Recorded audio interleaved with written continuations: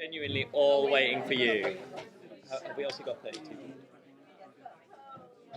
Amy, Amy, have we got enough people? Cool. Where's Peggy? Is Peggy sat down yet? Where is she? She's there. Peggy's looking for her name. Okay. Hello everyone, and welcome to the first Student Union Council of the year. Woo, yeah. First of all, I would like to say congratulations to everyone on getting elected, and to clarify that I don't normally chair council, but normally in the first Student Union Council of the year, the chair of the previous year chairs, and that is, I'll take it in a minute, that is Yvette, the development officer, who can't be here today because she's at an NUS event.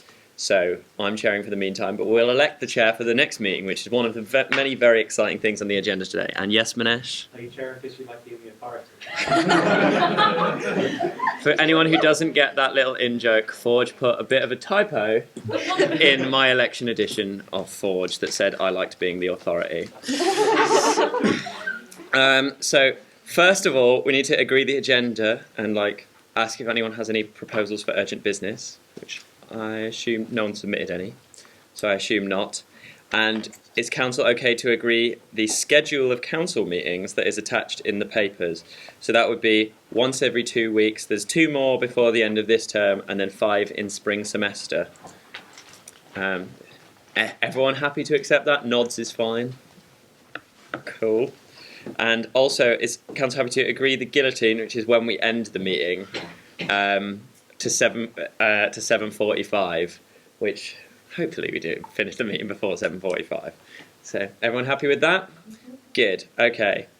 So the first item on the agenda, other than that, is the minutes of the previous meeting, which is from the 14th of May. As obviously a lot of you weren't here, but for those who were, does anyone have any questions or things they think need amending? No. Is council happy to receive the minutes of the previous meeting? Okay. Hopefully that agenda item will be more useful when you've all actually been in the previous meeting. So next up is matters arising. Are there matters arising? Don't think so. No, it's matters arising, but there aren't any as far as I know, because once again, last time's meeting, no one was at. So normally at this point in the agenda we have councillors' business, which is motions or policies that you guys have submitted. Hopefully we get lots of them in future weeks. Obviously at the first one a lot of it's about going through and making sure everyone knows how council works and can get engaged with the elections that we have. But at this point it'll be where we debate policies and motion suggestions, which is one of the most important functions of council. And then after that, there's also nothing for today, but it's members' business. So I'm sure you all know the ideas forum on the Student Union website. So students submit their ideas for policy, and if they get 25 upvotes or likes on it, then they come to council and we discuss it. So obviously both very important, but as first meeting of council, we don't currently have any of them. And moving on to, we're flying through, onto a big section of today's agenda, which is elections, nominations and representatives. So there's a lot of elections today to make sure we have councillors there to represent us inside the SU and also to the university in some of the groupings. So before each election, I think one of the sabbatical officers is going to clarify what each role does. So actually the first one is for the role of who gets to depose me for next week and be the SU council chair. So to give a brief overview, so I was SU Council Chair at the start of last year, and clearly it lands you in a lot of trouble. But basically the role of SU Council Chair is to naturally chair the meetings, make sure that all the debates are fair, and we help train whoever wins it in that. And also you go to meetings each week. We have a pre-meet in the weeks that Council isn't on, where we discuss how the agenda is run, where items should go, how long we think they'll take. And on the day of the meeting, we go through to see how we think we'll manage the agenda and things like that. And I go to the president goes to those meetings, as do members of staff from the Student Union and the vice chair of council. The chair also is put onto a number of committees. I think in particular, the chair of council sits on the constitutional committee, which is a committee we'll elect later, but it's very important in terms of making sure that the SU sticks to its own constitution. So there's a lot of responsibilities, but it is a very important job in the running of the SU that I'd encourage people to stand for, and hopefully you can see some of the description in the council papers. So can I see hands for anyone who would like to stand for chair of SU Council? See 3. Okay, fantastic. So that is Adam, Lockett, and Otis, and Lizzie. Turn up. Late entry into the race, the Jeremy Corbyn. So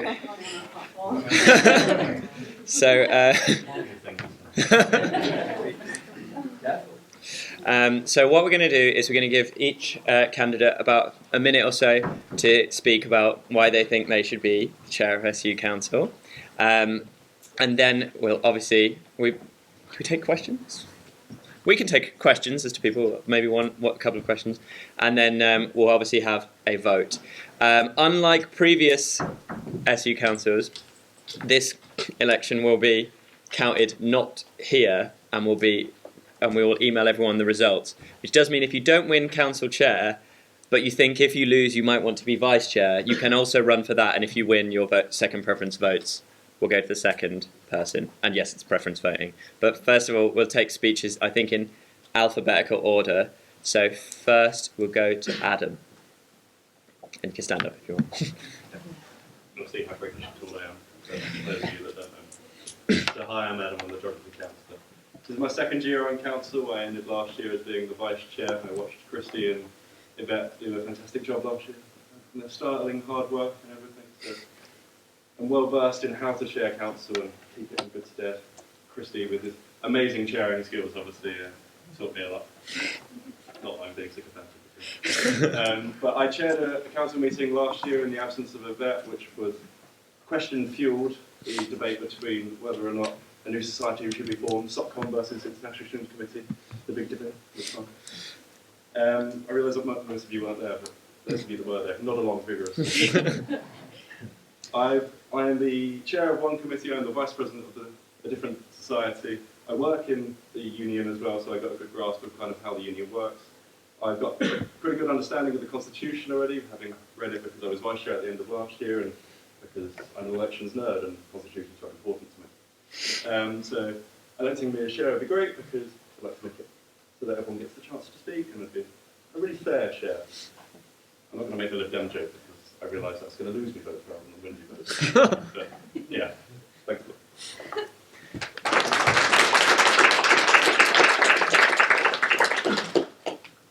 I think next is Lizzie in alphabetical order. Are you B or Lockett? Which will we go for? You like? Yeah, sure. You can be Lockett. We'll go for Lizzie. Basically, I just thought I just last minute ran, and the reason is because I believe that there will be some women running. On that platform, I believe that everybody should get a fair chance to speak, and a lot of the time groups like this are dominated by one particular type of person, so I would make sure that the debate is facilitated and every different type of person gets a chance to speak. I hate you so much. Yeah, basically, I want to develop my leadership skills and apply loads of jobs which will require that, so please help me with my CV. Thank you, Lizzie. Next up is Lockett. Do you mind I can stand there with better? You can stand where you want. All right, okay. Good evening, ladies and gentlemen there. So, welcome to the first council there, and I hope that you really do excited, excellent jobs there, and congratulations everyone, and bienvenue au 15e. So, first of all, many people might already know who I am, but if not, you need to pay extra attention here. So, first of all, I'm B. Lockett, whether B or Lockett, I don't mind that. So, previous there, I take the politics councillor jobs there, but this year, I've been passing a lovely job to the better the ladies here. So, I'm sure Daria will do a better jobs than me there. And this year, I'm transferred to the sociological department there. And previous year, I've joined the general election as the president there, although, unfortunately, I've lost. But it doesn't matter there. For me, it's what you have learned during the previous process is the most important thing. So far away there, back on the topics there, 3 key points. The first of all is that how the idealism, the central chairman, for me, it's just like 3 key elements. So, a good environment of the SU councils. The second point is that the better future of the SU, and also the best development of the university. So, move down the second point there is very extremely important. It's about how you add the attitudes. So, in my opinion, as the chairman, it's not like to carry on or to lead all of you guys as a child. It's not make sense that we are all adults. So, but also we are very equally elected by all the different department students and even all the university students, just like a woman officer or woman councillor, just like international there. So, we are same. And then I believe, more significantly, is to fulfill of this position is to listen and to integrate all the various ideas and opinion in this council. And that is the diverse SU council, right? So, I hope that we will hand in hand together to guide all the councils and create a better university. This is my own field. And finally, you might think about experience. No. But I haven't said that experience is unimportant in this council. However, experience can just like accumulate gradually. If you say that if you haven't got any experience, you can't stand this position there, then a lot of lovely first year to get into the council, then you might need to exit from this door. This does not make sense because you get a 10th, you got the first time everyone serves just that there. So that's why they got many first year coming here there. And then I believe. Okay, could you tie up your speech? Yeah, soon? one more second, please. I believe the successful weapon for fulfilling this position is the understanding and what is the right thing to do. And also, to take the responsibility of this kind of work. So the third point will be the responsibility. Of course, we need to 3 points there again. No racism, no favoritism, and also no selfishness. To maintain a fair and conscious, just like a very, very best of the uni. So again, last one. I'm sorry for the very long speech, annoying of everyone here, but I do hope you really enjoyed it and enjoy your first time at council. And thank you very much. Thank you, Christy. Grazie. Merry Christmas. Thank you, Lockett. And final speech running for SC Chair is Otis. Hello everybody, I'm Otis. Some of you may know me, I've been on council 3 years, which is a long time. I know the Constitution from front to back, really. All that I'm saying is I'd be a fair councillor, I'd be apolitical because unlike some candidates, I'm not red, I'm not blue, and I'm not orange either. So basically what you would be getting with me is a fair councillor who listens to people speak, and ultimately I'd also be there to help whoever was interested in running the chair next semester. Because as you probably know, this is only 1 semester job, and I'm really interested to see there being some development and a well-trained chair taking the role next semester. I'm also a disabled student, I'm postgraduate, if that affects the decision, but I kind of hope it doesn't, because that would be weird, really.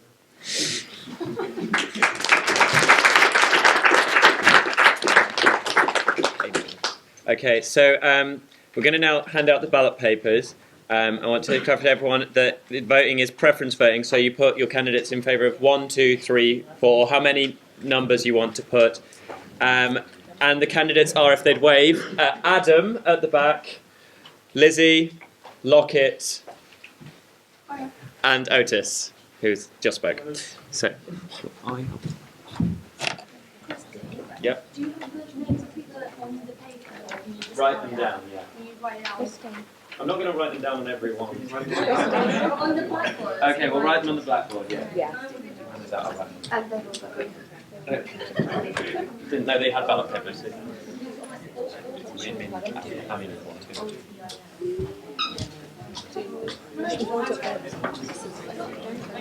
have you got? Do they vote first?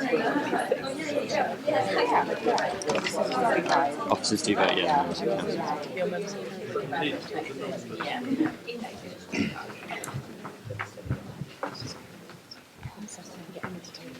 I'll go around like that. This is for chair. Yeah. We'll have different papers for the other ones. Oh yeah. We'll put them in one pile anyway. You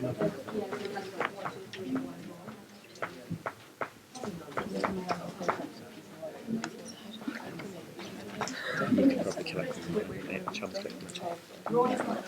Ron isn't. You can vote to reopen nominations, yeah, but like. What's wrong? What have I done? I'm just checking like whether Ron is an option. Like. Peggy's wondering if any of you voted Ron against her in the officer elections. Please don't complicate things, Vanesh.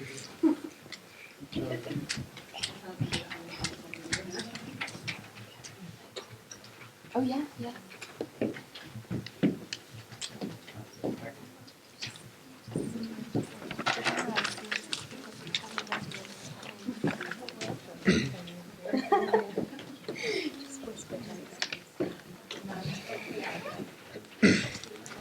Oh, there's one there. Yeah, you're a member of council, Gabby, you're okay.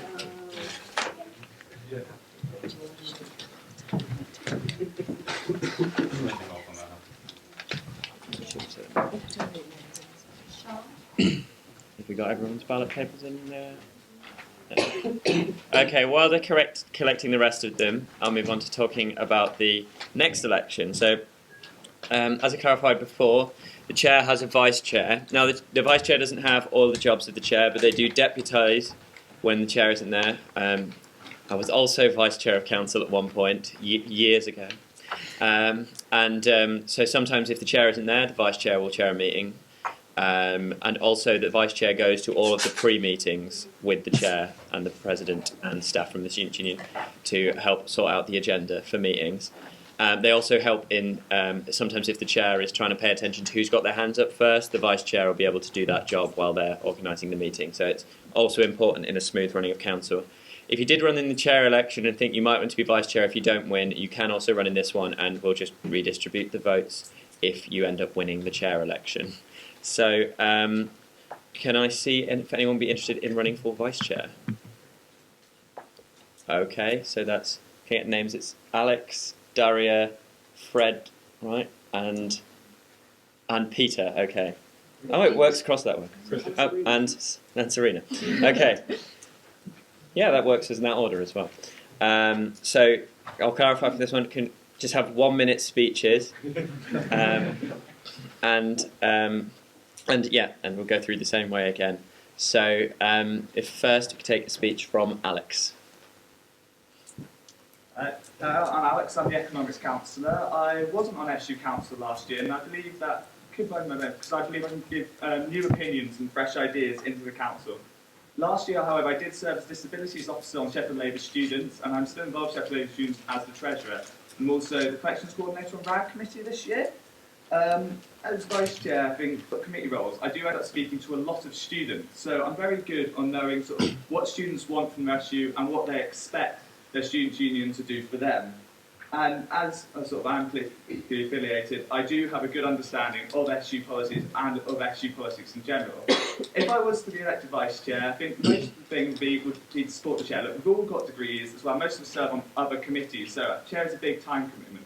So I'd want to help the chair to make sure that any task too small they need me to do, and also to make sure that I can give them advice if they want it. Mostly, though, I want to be vice chair because I believe I can give a good opinions about what the students want and help the students' union keep being the best in the country and doing the best thing for its students. Thank you, Alex. Next up, we'll have Daria. Hello everyone, my name is Daria. I'm a politics councillor, the first year student, and I want to be a vice president, and it's quite challenging, but I love challenges because it's my best way for self-improvement and learning. And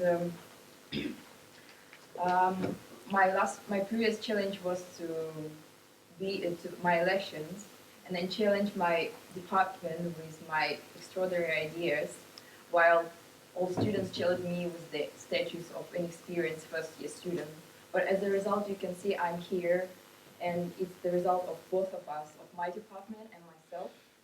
And I believe that my extraordinary ideas have been successful, but at the same time, without you, I won't be able to develop them to that level which I want to.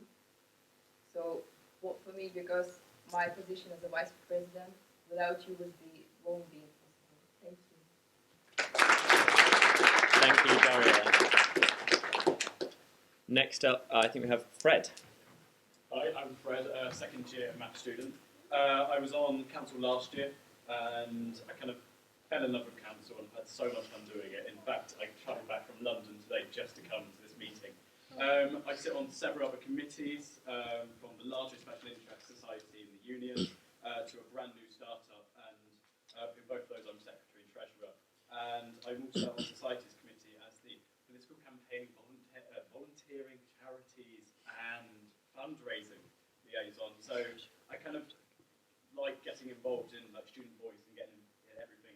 I was on the UK Youth Parliament as a member of Youth Parliament, and then got elected to be part of the procedures group, kind of looking at the organisation and how everything's run, and chairing mass meetings between 300 people. So I'd like to think like I've got the skills capable for union council. I don't see it as a vice chair's role to be kind of influencing policy, but more making sure that everything in the council is happening correctly and everybody's having their say and trying to stay as impartial as possible, so not to push people's opinions too much. I feel like I'd be able to work well with any of the chairs which are elected. I've kind of proven that in different positions that I've had, supporting chairs and presidents in the past, and I'd love it if you could elect me as vice chair. Thank you, Fred. Next up is Peter, I think. Hi, good evening. My name's Pete. So basically, I want to be your vice chair, rather, because all of you have had faith put in you by the students of Sheffield University to perform the roles that you're doing right now. I think that, yes, it's really important that the vice chair and the chair are impartial. Obviously, that's like a key thing for them to be. However, I think it's more than that. I want to see you guys succeed, basically, and I want to see this council succeed as well. I thought I had a reasonable amount of experience until my friend over here stood up. But basically, I've chaired debates before. I've been on judging panels for interdepartmental debates as well. So I have a moderate amount of experience. But what I do lack in experience, I promise I'll make up for in enthusiasm. And basically, I want to get stuck into this council as possible. So yeah, I appreciate your vote. Thank you, Pete. And finally, can we have Serena? Hi, my name is Serena. I'm the Women's Councillor. I've been nominated for this position and decided to run, but I wasn't sure. But now that I actually realise what council is for and how important it is to have women and international students in leadership, I'm really, really in love with council, and I really want to contribute more to the way it's run and our union is run as well.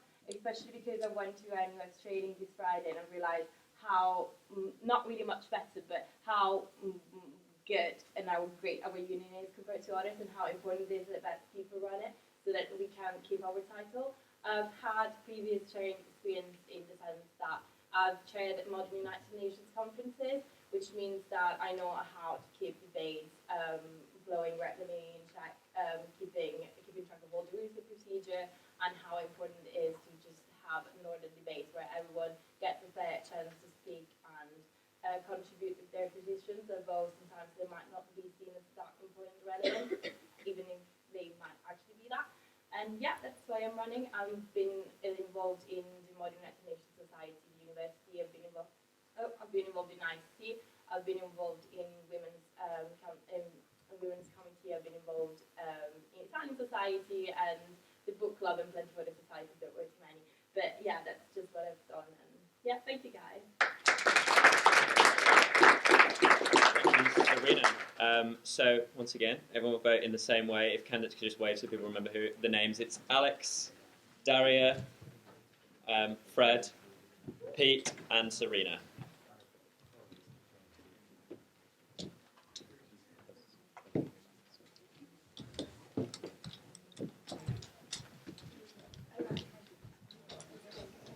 I think most people should put out two.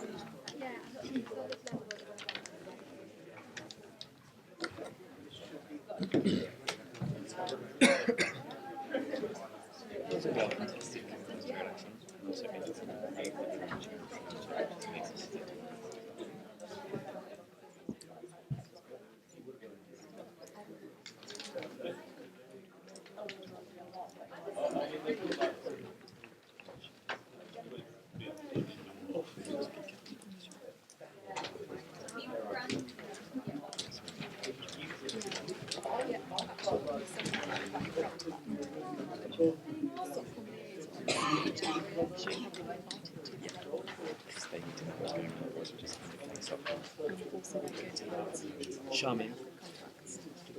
Elections committee is next on the agenda. Do you mind describing what it does, or should I? What? Elections committee, returning officers. For what? So, For the officer elections. you know how Christie's explained what chair does and what vice chair Oh, does? right. Can you explain that? It's just meeting up going through the rules and what returning. Do you want to do it? Oh, Just yeah. do it, sorry.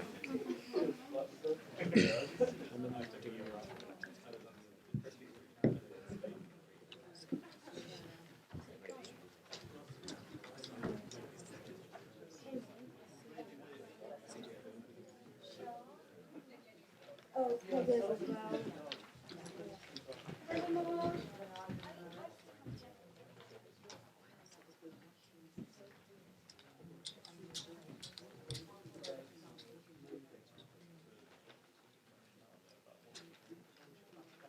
Okay, so the next thing we're electing is the elections committee. So I guess Charmin can give us an explanation. We're electing the elections committee and returning officers, which are linked but have two slightly different roles. So the returning officers and the elections committee all sit together and they look at all the rules and regulations for officer elections.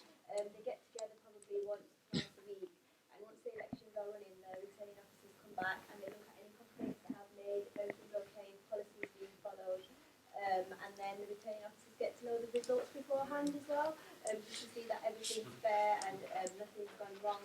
And again, lots of decisions, they go through publicity, they go through all the rules, they ensure that the right people are working on the correct stuff, and yeah, and it's a really good job. Sorry, just because I was wondering, I'm the only person here who was the returning officer left for the officer elections last year. It's really rewarding, like Sharma was saying. I just want to make sure that people understand it's a fair amount of time commitment for the officer elections. So there were three of us last year, and one person struggled to kind of keep up, and that was not their fault at all. It was they had a demanding course they do geography. I got 2 hours a week at that.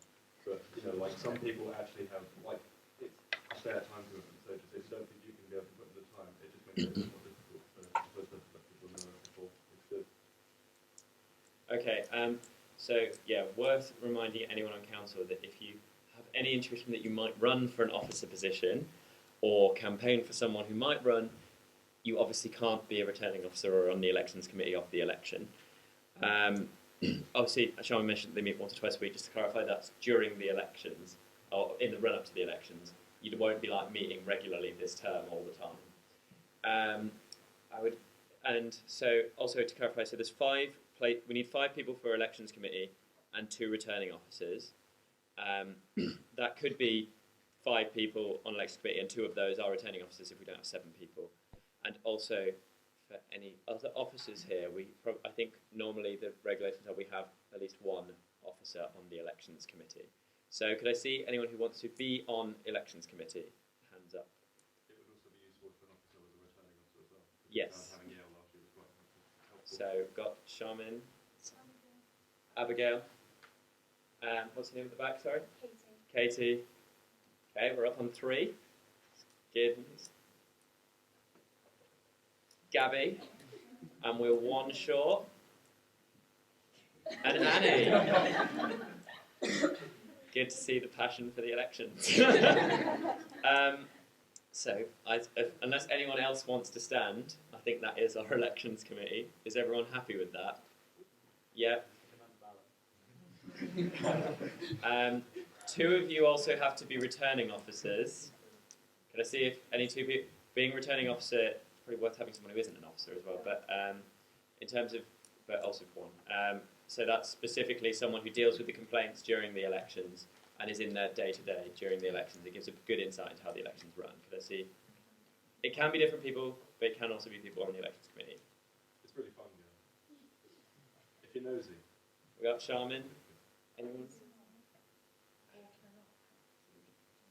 I would recommend us having not just officers as returning officers. Charmin is fine. Charmin and Otis. Okay, cool. Well, now we have 2 returning officers and only 1 on the next committee, so that's fine. We've got a slightly bigger one. So is that minute we've got Otis and Charmin. Congratulations to our fabulous elections at the end. And look forward to them holding any potential candidates for officer elections to the room to account during the elections. So moving on, we next are going to elect 3 councillors to serve on the newly formed Academic Representative Committee, and Manesh, as Education Officer, will introduce what that is all about. Okay, so Academic Reps Committee, being unbiased, is the best committee we have. It's the one that I work with the most. It kind of gives oversight to all academic reps, but also works a lot on education issues. So it, in practical terms, it helps organise the education conference, which is a yearly conference about reimagining education. It also helps organise the academic award, and also not just organise, but help with nominations, help with picking winners, and really great stuff. You also get a budget of £4,000 to win that award.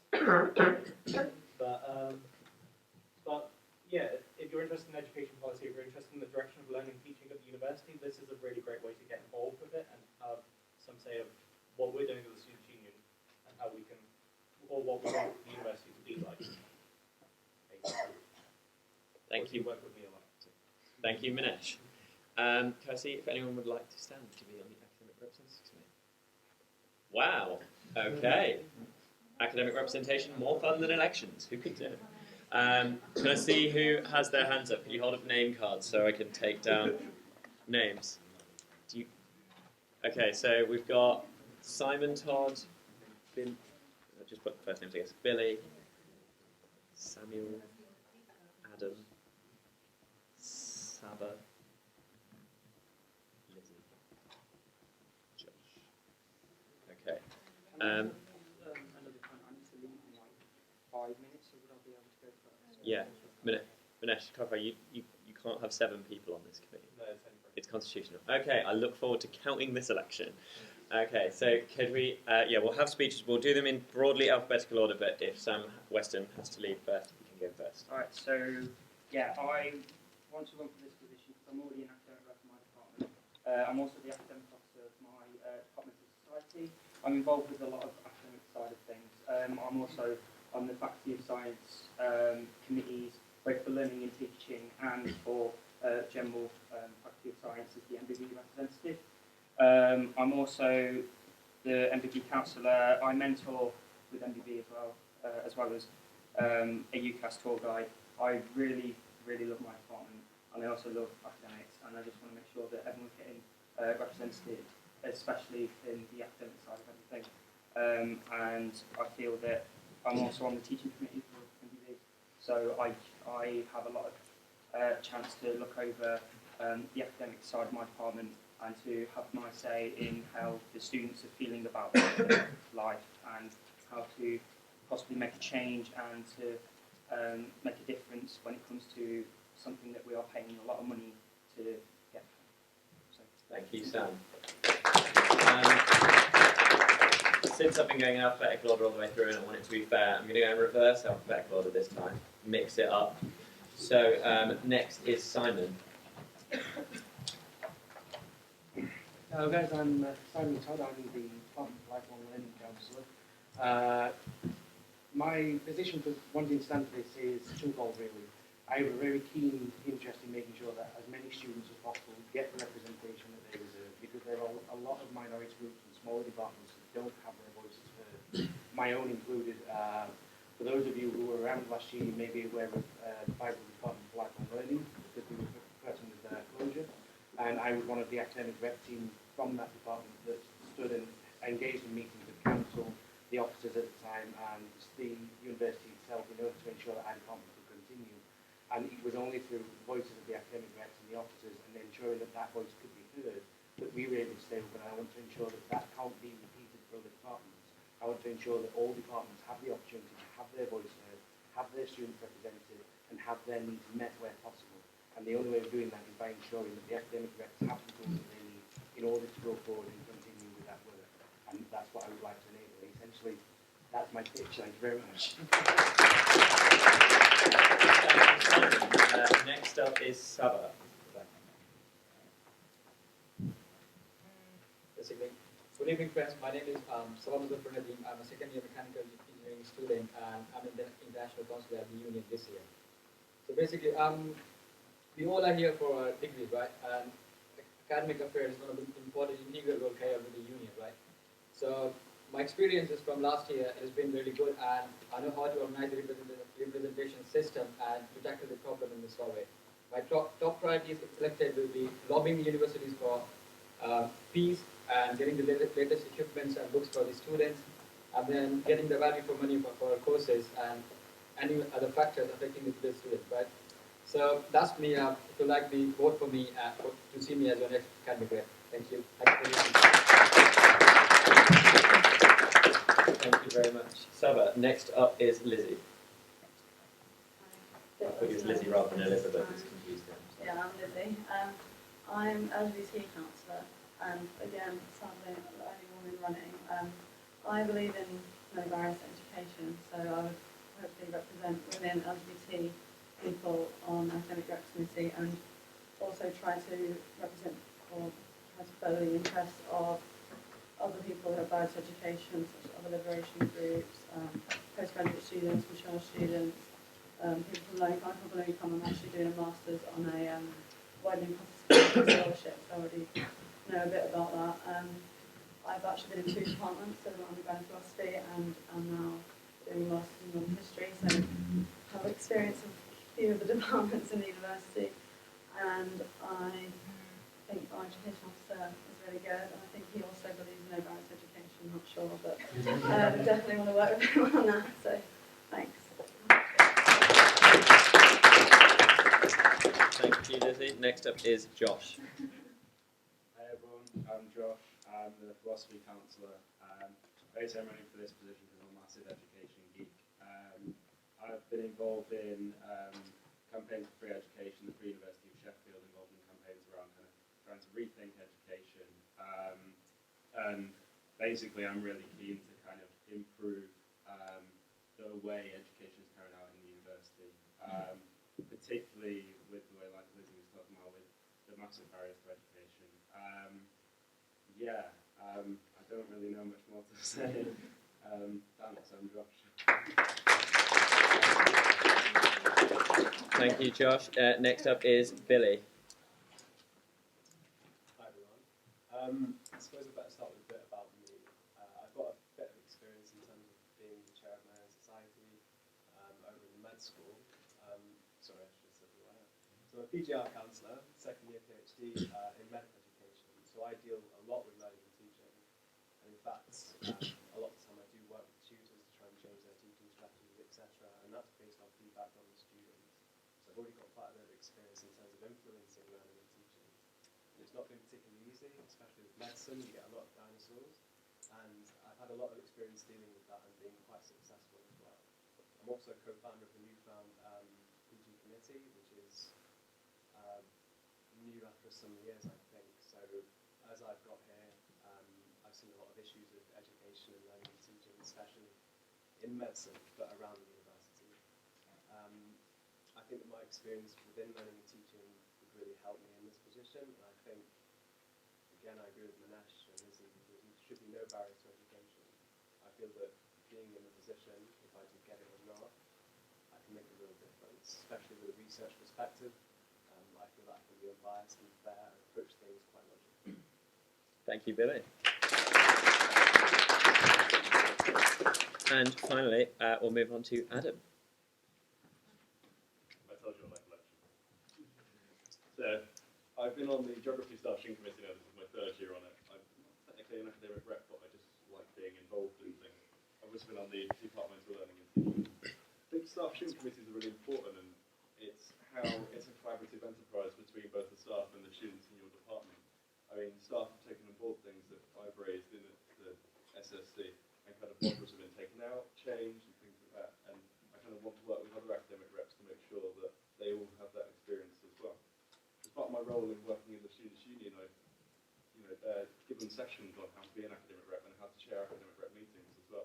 So I'm kind of very versed in how academic reps work and the academic representative committee works, and I'd love to be involved with it. Also, I know what a big fan Minesh is of the Lib Dems, and I just think it's really important that I'm on there to be there with him, because otherwise he won't get enough of us. Thank you, Adam.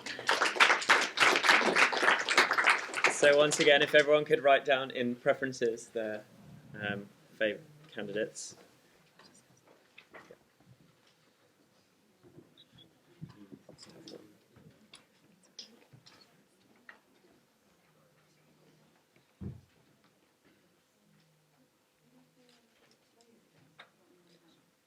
And no one forget Simon, who stood first. Samuel, who stood first. Yeah, just everyone who ran. So Adam at the back. There's Billy over there. Sam's there. Lizzie, Josh, Saba, and Simon. Should I write that? Oh, they're up there. Cool. Good work.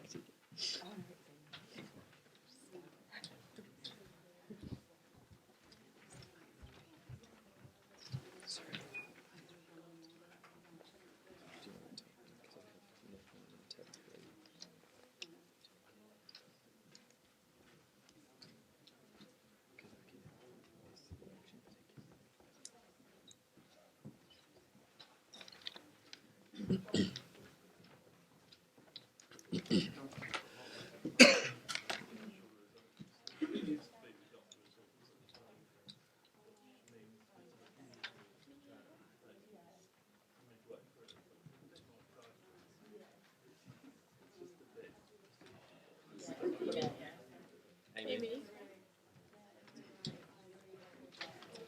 Yeah.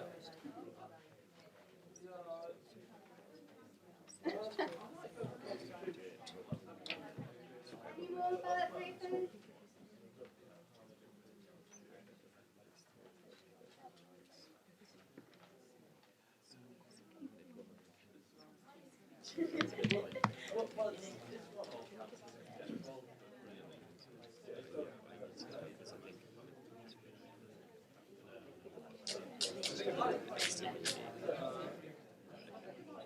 Okay, thank you again, everyone. We're gradually getting through the elections. Charmin will keep collecting ballot papers, but we should probably plough on or we'll be here forever.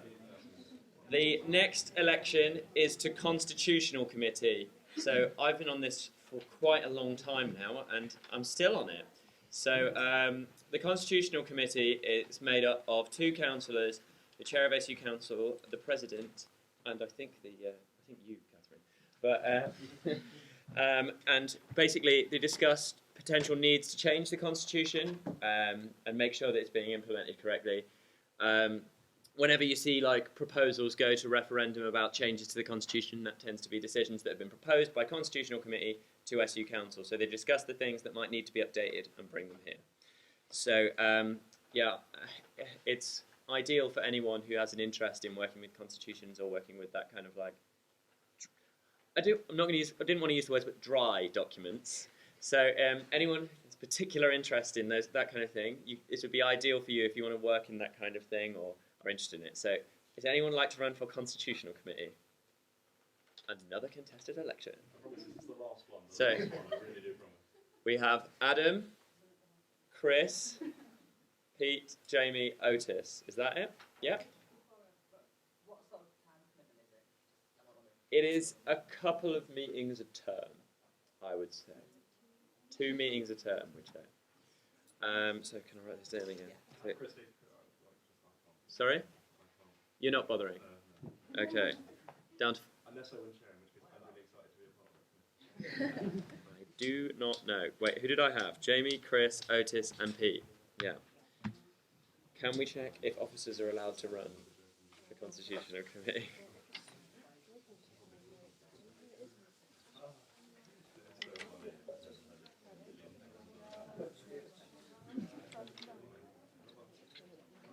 Thanks. Check it in the index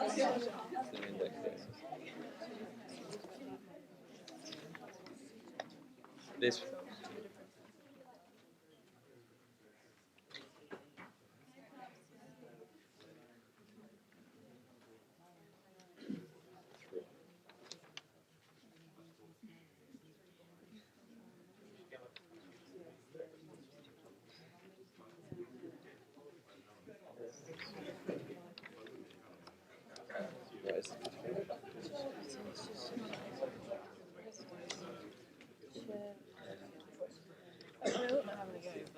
Okay, I don't see any reason to which officers can't stand. Do you want to stand? I don't want to have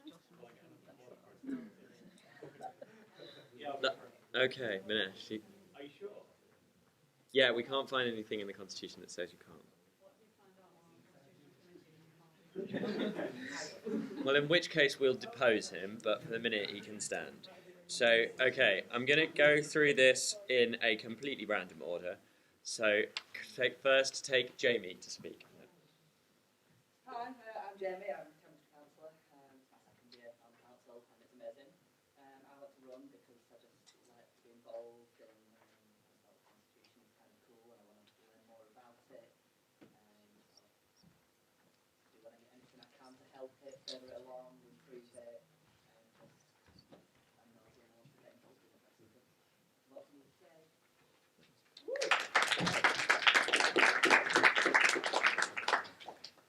Next up, we have Chris. Hi, I'm Chris. I'm the ethical and environmental councillor. Always getting the wrong way around. I think the Constitution is really important as a way of creating structures to ensure that the union is in fact democratic and representative. I think it's really easy to say, okay, we have elections, we have a council, we must be really democratic. But actually, the Constitution is really important for creating structures that engage people beyond the usual people who hang around the union. So I really want to get involved in the Constitutional Committee to make sure that the union is representing everyone, all of its members, and not just the people who actively engage with it. Thank you, Chris. Next up, we'll take Otis. Hi everybody, as I say, I've been on council for 3 years. I've dealt with the Constitution. Ultimately, there's two main things I'd like to do on the Constitutional Committee. I'd like to improve the usability of the Constitution, maybe create some sort of audio version for disabled students and anybody who doesn't fancy reading 50 pages of boring technical text. Also, really importantly, I mean, this is part of Minesh's objectives actually, to hold general meetings like Minesh would quite like to do, you actually need to change the Constitution because you need to give the students that power. And I think it's really important that we get some direct democracy because I'm an archaeologist and the home of democracy was in Athens and that was all direct democracy. It was all general meetings. There wasn't things like that.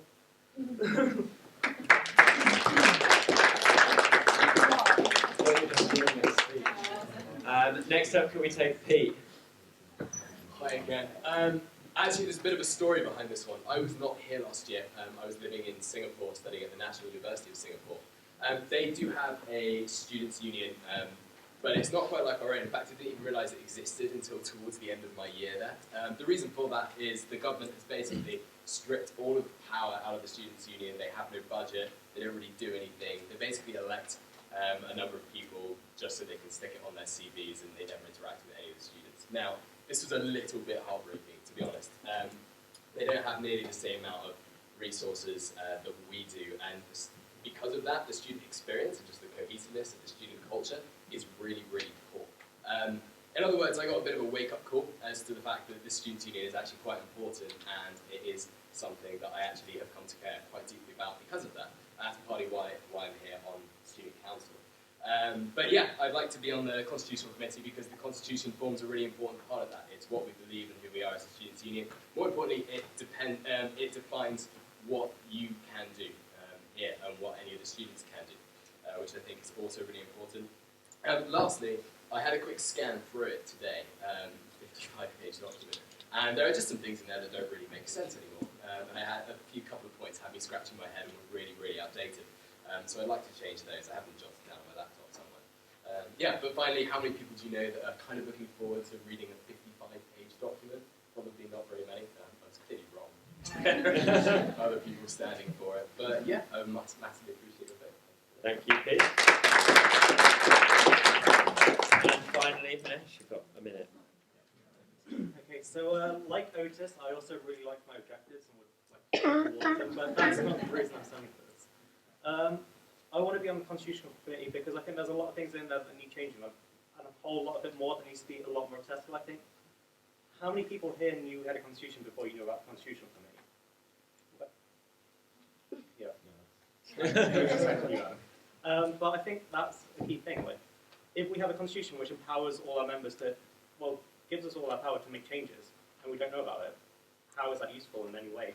I think there's a lot of things we can do with the constitutional committee to make the constitution better, to make the student union better. But I think overarching holistic changes would be good. Essentially that.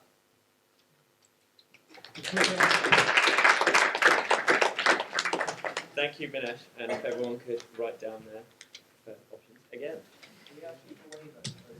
Sorry? Yes, sorry, I keep forgetting now. Go through them on the board. Chris Saltmarsh, Jamie Bellington, Otis Gilbert, Minesh Parekh, and Peter Backhouse. Slightly X Factor.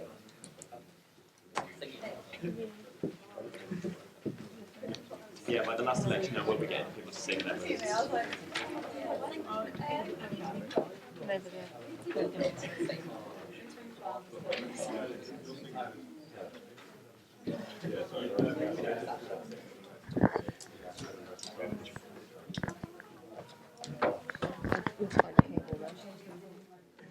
Okay.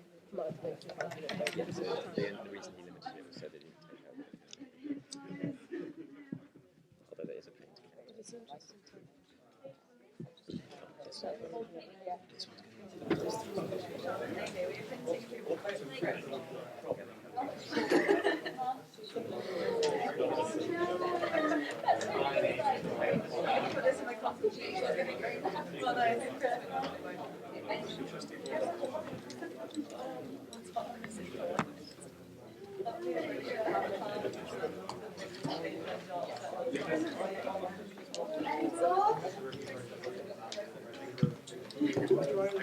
Okay, we'll continue to move on because we want you to engage with the things that happen, not just the elections.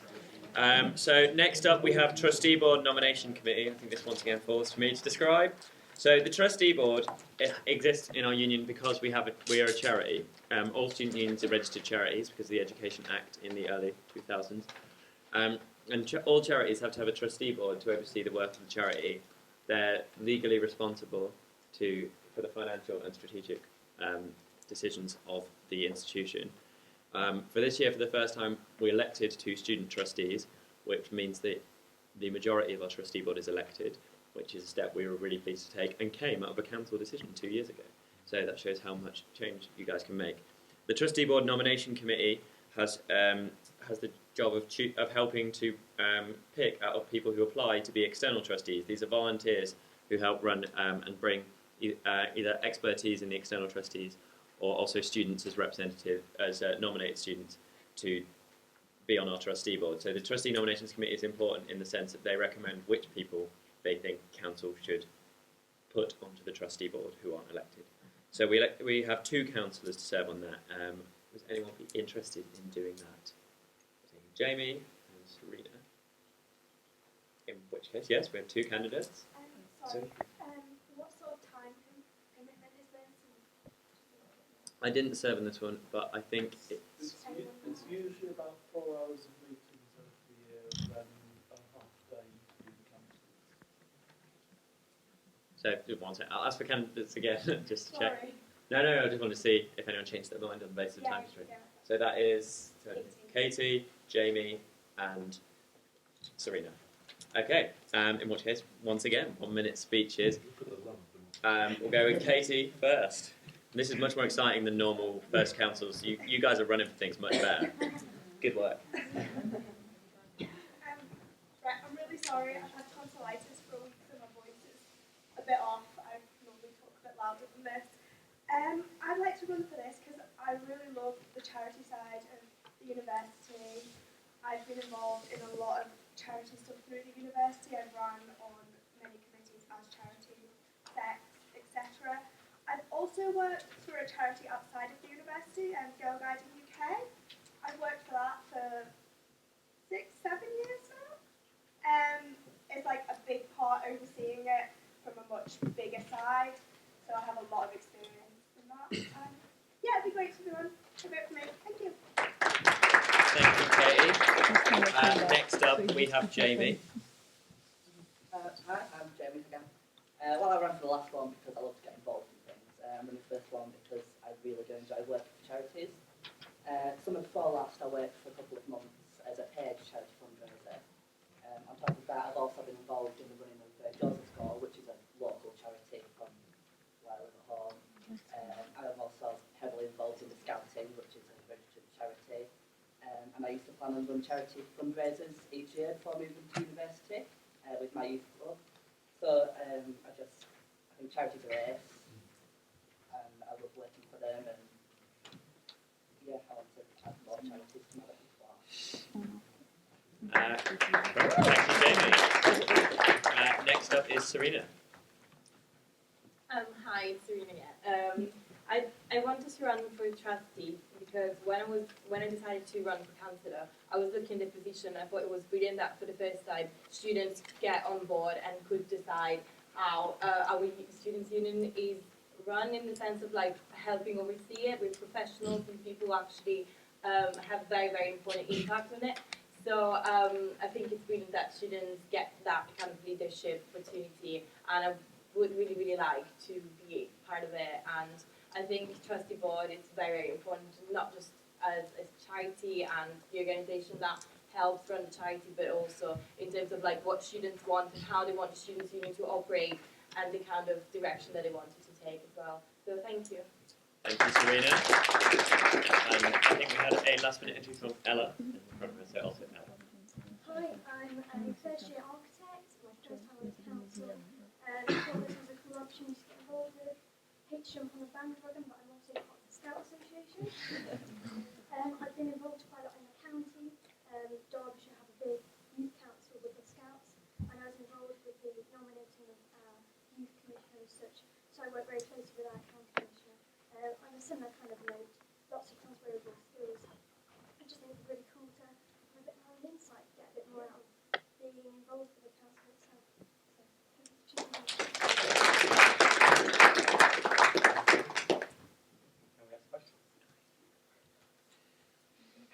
I'm going to say no. But it's entirely relevant. Okay, fine. Ask a question and we'll get a very brief answer from each candidate, but we're running a bit behind. Okay, so for the people running the trustee board nominations committee, considering that the current trend in our trustee board seems to be more democratic trustees, what are your thoughts on democracy in trustee boards? That's quite a complicated question to ask people. Rephrase it a bit better. Would you give them all 20 minutes? Okay, so I'd say we've moved towards electing more of our trustees, but you guys would be on a committee to nominate them, and obviously you're still going to have to nominate this year's because that's happening. But what broadly is your thoughts on electing rather than nominating trustees? Katie. Sorry, say the question one more time. I think that's fair enough. It was quite confusing. So, although you guys would be nominating trustees for this year, and this question doesn't necessarily directly affect the job, you'd be nominating and picking people from applications. What do you think broadly about the idea of electing trustees rather than having them nominated from a committee?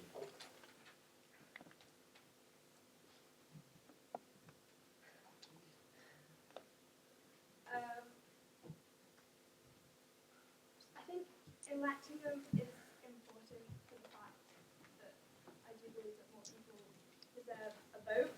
I think people should have a wide say in why. That's fine. I think people can bear in mind that Katie had to go first on this question as well. Yeah, we can move on. It's not a long question for an answer. Jamie? Obviously, elections are important, but having never been on the nomination side of it before, I would have to know where they're being nominated from, which committees, to fully understand what I'm actually answering. But as long as it's sort of, there's the potential for anybody that really feels they deserve that place to get involved, then I don't. Thank you, Jamie. Next, Serena.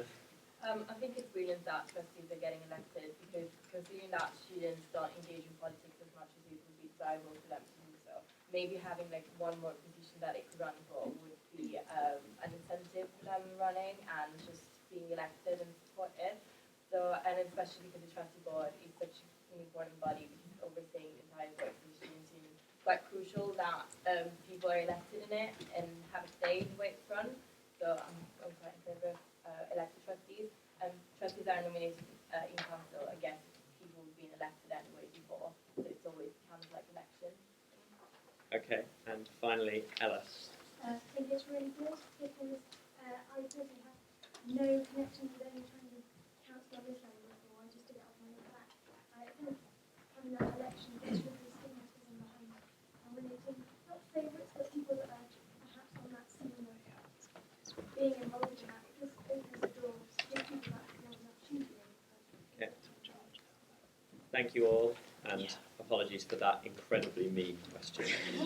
I will clarify that trustee board was 2 years ago a big issue on council, which means that a few people who were around back then, we do know slightly more about the trustee board because it was a big issue whether councillors should be elected or nominated. But yes, the question I'm sure was enlightening in finding out what the candidates thought. Okay. So as everyone, let people collect votes. Sorry. It's an understandably relevant question, just also understandable that people didn't understand. If people have read my objectives, you would assume one of them is elected trustees, so it has context. Yeah.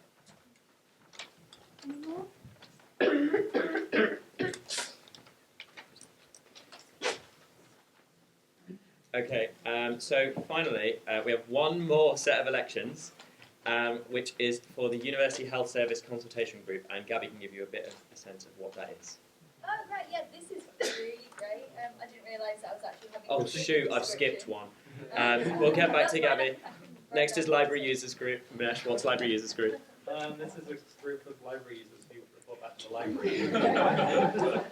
So it's basically telling the library what's good, what's bad, and trying to improve the library. If you love libraries, you can stand for this and help make your library even better. Does anyone want to stand for this? We've got 3 positions. Can I ask about the time? Do you know that anyone on? Were you on the? Anyone on the library users group before? It meets twice a semester, so Twice a semester. Probably an hour or 2. Okay. Anyone want to stand to be on the library users group? Got Himanshi, Alex, Artyom, and Simon. Okay. How many people in the group?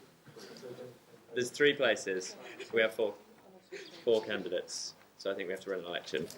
Can we not have 4 on it? Is it a constitutional committee? It's a university committee. What is the constitutional committee? It's not in our constitution because it's a university committee. We could probably get 4.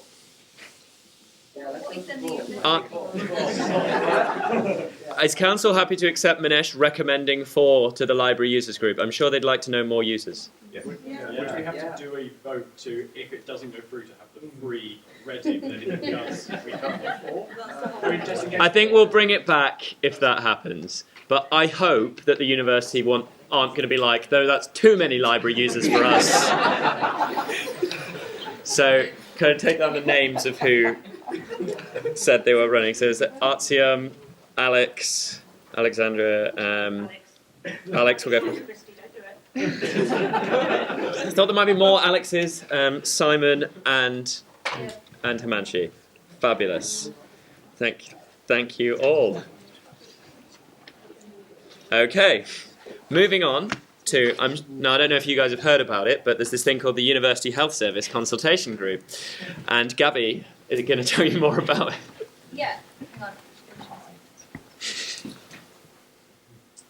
Okay, so this is a really, really cool kind of experience for anyone who's interested in healthcare and interested in making the NHS better, which I'm sure we all are.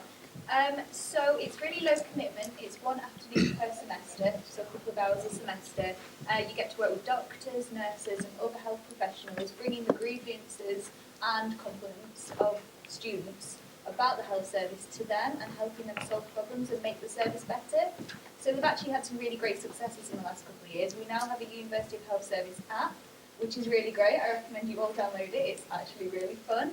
And they are also trying to solve the problem on how long people wait for appointments, which is obviously very important. So if you've got an interest in healthcare, in doctors, it's a really great one for you.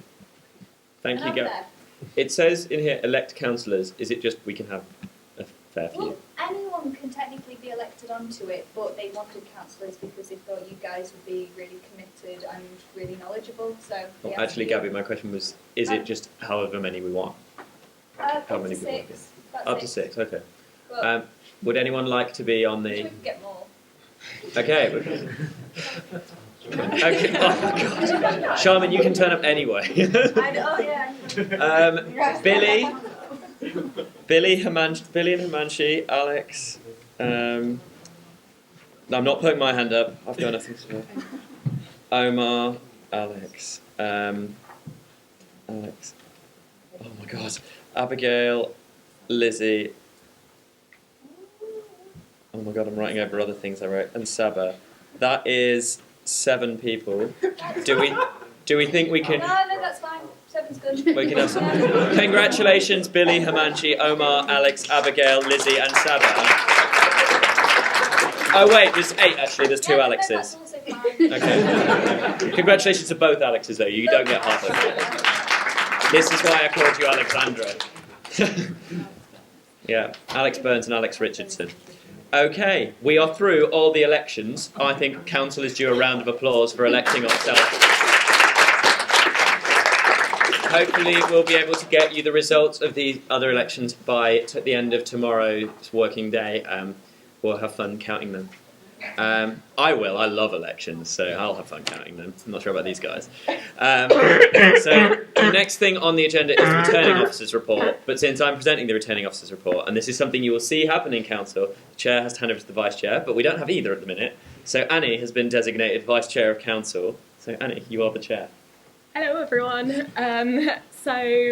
Yeah, moving on from our own elections to talking about the elections that have already happened, I'm going to hand back to Christy and Sharman, who were the returning officers for the SU council elections, where you were all elected, and they are going to present the returning officers report about those elections, which was circulated separately with after the minutes. So hopefully you've seen it, but they are going to talk you through it now. So, handing back to them. Okay, I don't know why I'm standing up. I didn't stand up for the rest of the time I was talking, but here goes. So basically, I think we had a very successful set of elections. The first thing I'd like to say is everyone should say thank you to our fantastic democracy coordinator, Amy. Amy's firstly doing the job, and we got more votes in the elections than last year, which I think is great. The elections, as we know, elected a lot of councillors. You're all here doing a fantastic job. And we also elected our NUS delegates and our first student trustees. And it's fantastic. We got 10 candidates for that, even though it was the first time. Did you want to say something? No. Okay, check. Stand with me, thank you. So there was a slight decrease in nominations, and we hopefully want to look into why that might be, whether we need a bigger profile for what council is, whether we need to do more in the residences, and hopefully that's the kind of thing that elections committee can look into, going up to the officer elections and making sure that we are engaging our students with it. So, as I said, turnout was great, and that's great, and we were really happy about how that went. First, and I think, elections committee and returning officers generally were okay with the issues. There are 2 incidents we wanted to just raise for council's attention. So one was data, because of a very slight unavoidable administrative error. At one point, it was made students' data who were voting in the elections was made accessible to other students voting in the elections. As far as we know, this didn't cause any actual problems. None of it was tampered with or changed, as far as we know, or deleted. So the issue was resolved once we found out that it had happened. It was just an administrative error, but we'll make sure to be looking into how we avoid that ever happening in future. If you read the returning officer report, it's due to a very counterintuitive function whereby if you select e-voting, everyone who is already e-voting can see the admin functions, which doesn't make a lot of sense. So that's what happened there, and it's more of a point of information just because it would be very bad if we hid it from you. It's just something that unfortunately happened during the elections. The other was that slates were brought into question. While no election rules are broken and we have no rules against slates in the elections, there were questions about whether running on a slate for NUS delegate elections or other elections is fair on other candidates. Hopefully this is something Elections Committee will be asked to consider in future going up to the officer elections. No formal complaint was made about this, but it's worth noting that this issue did partly result in the resignation of the BME councillor, which is obviously a disappointing event. And so that's hopefully something that will be discussed further in future. Yeah, so that's, I guess, the report on the election. I'll hand back to you. Thank you, Christy and Sharman. I now, open to questions. I think Simon had his hand up over there, so I'll go to Simon first, then Adam and Otis, and we'll go on after that. So, Simon. With regards to the admin function being open, how long was that, and how did you verify that it didn't affect anything? So, how long was it open? Do we know exactly? It's 12 days. 12 days. The reason as far as we know that it didn't affect anything, is that we can tell that none of the data was changed, which is something that admins can do. Obviously, admins don't tend to do that, but that's what we can tell from there. So, Adam? So, as I was saying earlier, I was one of the returning officers for the officer elections last year, and as I asked to so willingly circulate for you earlier, if you turn to page 3, you see that I wrote this report. There was 3 of us. I recommended that a rule be implemented which says there cannot be formal slating of candidates because we thought it was exclusionary, leaky, and propagates an idea that it's only certain people that are involved at the top of the union. Now, this has ended up obviously being part of the reason that there is now no BME councillor. 14.3% of home students are BME students. The fact that there is not a representative councillor for them on council because slating has been an issue is outrageous, and it's an issue which was known about because I raised it before. Okay, so what is your question, sorry? So my question is, next week can I bring a motion that instructs election committee to ban formal slating? As it's a select committee. You can. I think it's something that requires a wide debate because, okay, I'm kind of answering it at capacity. But, okay, as a returning officer, I think there's this complex issue. There are things that are bad about slates, but also slates are also often important in giving candidates the confidence to run.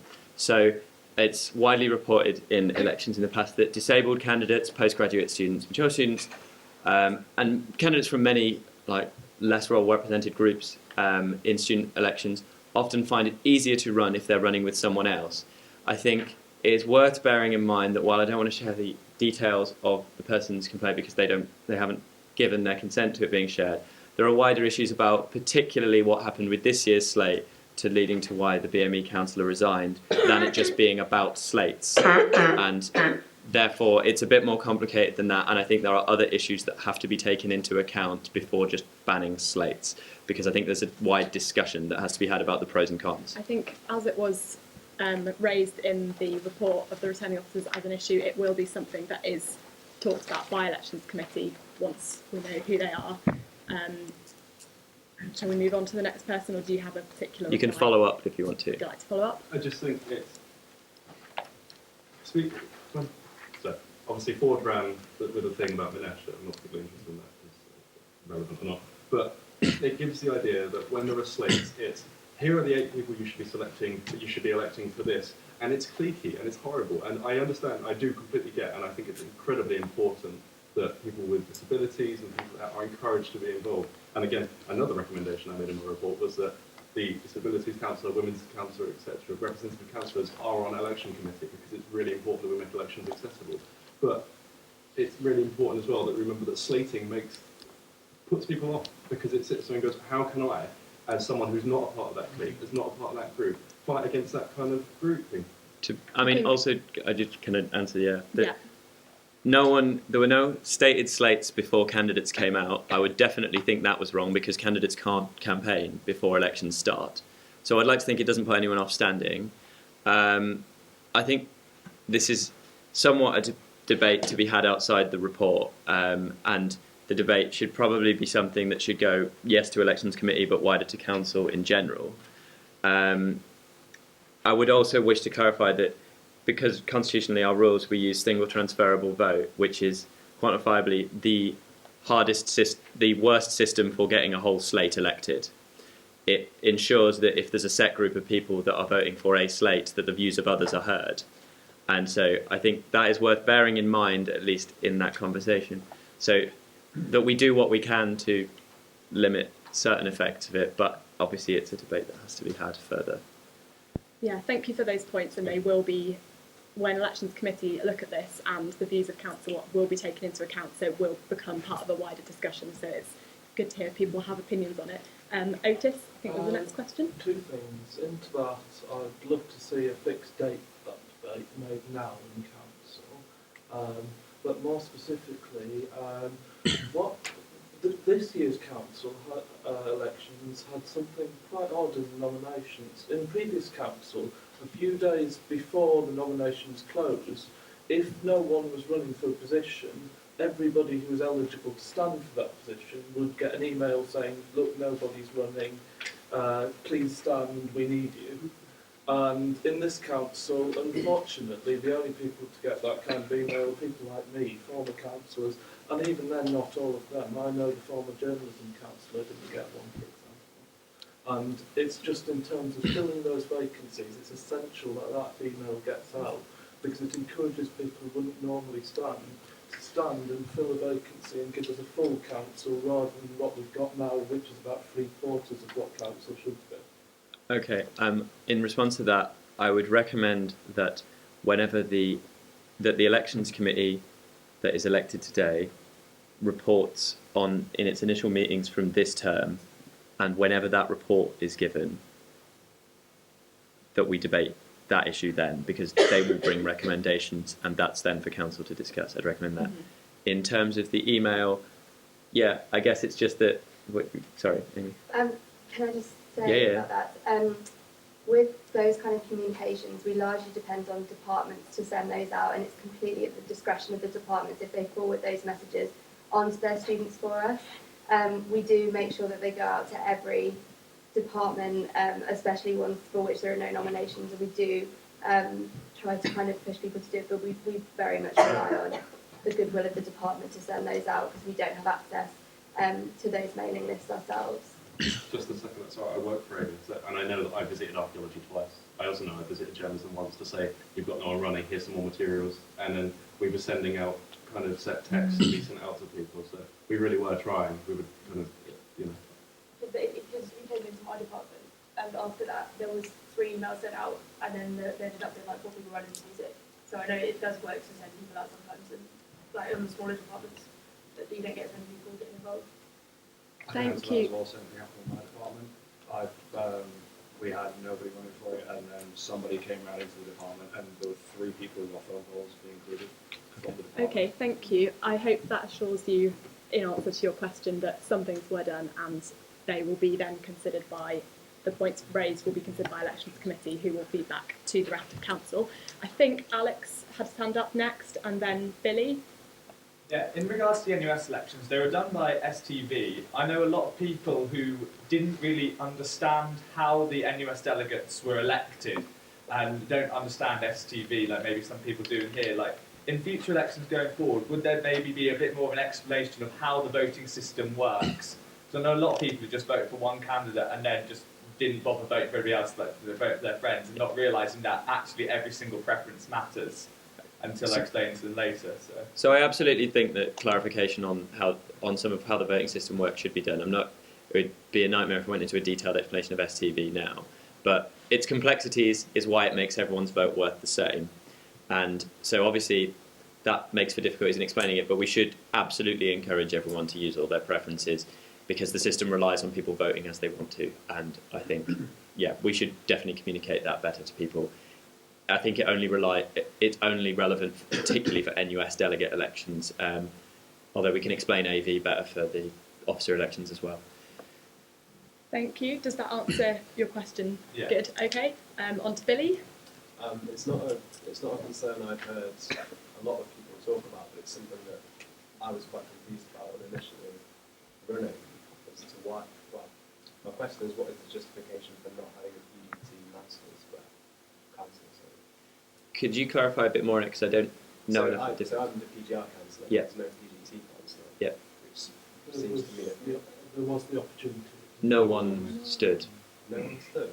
I know it's quite disappointing, I would say. I think one of the issues that we always will have with PGT representation is, I'd imagine that few people here are first year students, I think you are, but there'll be less. And in some sense, every master's student is a first year and they've just arrived in their course and might not know all the PGT issues. So it is, hopefully we can work with the postgraduate committee to help encourage people to represent on those issues. But I think that is a complication of it and something we need to work harder on. Thank you. Does anyone else have any questions? Artyom? Okay. I don't want to see me go, I know this is a stupid question. I'm really hoping that a number of other people are kind of questioning this too, but what are slates? Oh, sorry. Slating? It sounds important. That's a really good question. Sounds like I need to know this. So a slate is when a group of people run together and encourage you to vote for all of them. Or obviously people don't have to vote for all of them if they do, but so in this election there was 5 candidates who ran together in the NUS delegate elections and encouraged to be preferenced or vote for those 5. Slightly smaller versions of slates happen in officer elections when you get 2 people who like share a leaflet or something. So that's simply what it is. That's a slate. What's the problem with that? So I think obviously I was defending them, but I would say Adam's concerns are that he thinks that it designates it helps cliquey groups helps the very involved in the students' union do better than those who haven't had as much experience. That is probably a concern. I think if we were to keep them, we would definitely still need to do more work in encouraging and telling everyone that that's an option. Because I think what part of the problem is some people know they can do it, others don't. And actually, if everyone knew, it would help everyone have someone to kind of run with a bit more. And so, I mean, that's an option too. But I think those are the concerns on slates. Are there any more questions from anybody about the returning officers report? So we need to now receive the report. So if everybody's happy to do that, can we have nods, please? Brilliant, thank you, that is received. And now I will hand back to Christy to continue chairing this section. No? I have to speak on this bit as well. Okay, I'm still chairing. Sorry. So Christy is going to talk now about by-elections and reviewing the membership of council and considering whether we need to organise by-elections to fill the council positions that are currently vacant. So obviously, pretty much every year we don't fill every single council position. So there are a number of departments that don't have councillors at the minute. We have a list somewhere. It isn't actually in the papers. It's linked, is it? Okay. But there are also the PGT councillor, as mentioned before, and now BME councillor due to resignation. So there are discussions over whether we have by-elections. I think with very low turnout we would get when it's not part of a big election. Having online voting for these would be very unrepresentative. So the suggestions that we're proposing as returning officers would be that all departmental councillors that weren't elected, we try and elect them when the officer elections are, to at least have someone in for like the second half of council's meetings from those departments, or it'd probably be slightly less than half, but it's roughly the best we can do with making sure everyone can get involved in voting. However, with the BME and PGT councillors, I would like to recommend that we encourage the postgraduate committee and BME committee to run elections for those places, because as committees of the Students' Union, everyone who defines into one of those groups is a member, so anyone would be able to turn up to their general meeting and vote for a new councillor. So I would make that recommendation. The reason I don't make that recommendation for departmental societies is because departmental societies charge membership, it doesn't have the same equal access as the BME committee or the PGT committee. So that's my recommendation. If there's any questions, then just please ask. Thank you, Christy. If anyone has questions, please put your hand up. Otis? Given that the vast majority of BME students are represented in some way by a councillor, whereas the vast majority of students who have departments who aren't represented by a councillor aren't, is it not better that we have departmental councillors elected alongside those? Because even if it isn't democratic, it's getting the student voice in. Okay, so on the first bit of that, I would say that those councillors here who identify as BME are here to represent their department and not their... I want most departments represented. No, I know that, but I'm just saying that the people who are here who are BME, they don't have to treat themselves as representatives of BME students' issues. And okay, well... Just to clarify, I was suggesting that given the number of departments which are represented, yeah, it's more likely that a BME student has a counsellor they can go to. Oh, okay. Than a student in a department that has no departmental counsellor. Okay, that's a more valid point. But okay, I would say I think that it's very important for the representative committees in the Students' Union to have a council link, and that's why I would still prioritise that. And in terms of the department thing, I do get it, but I think if we value ourselves to be a democratic institution, we can't be electing councillors either in an election which would be very difficult to run and encourage people to vote in, or in a society where people have to pay for membership. I think either of those options aren't really viable, and that I think this is how we've tended to elect councillors when we didn't have any people in the past. It's not ideal, but the key is to try and get people to run in October next time. I think Gabby now. Do we have to go to departmental societies to elect departmental councillors? Yeah, because we not like go to their lectures and do shout outs and run that. And call a general meeting of the students. We could run that. I'd like Amy. Would you like to say? It's up to you. If council wishes to recommend that, I'd need a very clear recommendation of what it was to do. Someone can make a proposal. Can I just ask, are these direct points to this issue? Okay, so Adam and then Simon. I just want to say, like, the departments that haven't got councillors, we really did try. Amy tried. I mean, I'm here. I work in the department. I work with Amy, and like she was up until like God knows what time in the morning trying to get departments to find candidates. I mean, I was going to departments most days. You know, we're emailing them and stuff like that. It's not that necessarily that people weren't able to run. It was just, I mean, English didn't return off with councillors last year either. There's some kind of endemic issue there. But I agree with Christy, believe it or not, that it's really important we have a BME councillor, and that should certainly be top priority. So. Thank you, And Simon. Is it not a concern if we only take this to committees that we're going to end up with the same problem with slates where we have the risk of clicks? Because the people involved in these committees will naturally be very pally with each other and you're running the same risks again. I'll take that point, but I think that with BME committee and PGT committee, they have open membership to anyone, and yes, some people will be more involved than others, but that's true when you have a cross-campus election. Some people know a lot of people and can encourage them to campaign for them. I think their meetings are guaranteed to be allowed to be open and anyone is able to go. And frankly, with an election after the initial election, that's probably the best we can do at the minute. Okay, are these direct points to this, or can I move on to Pathan, who was next? Yeah, sorry, I'm not sure what your name is.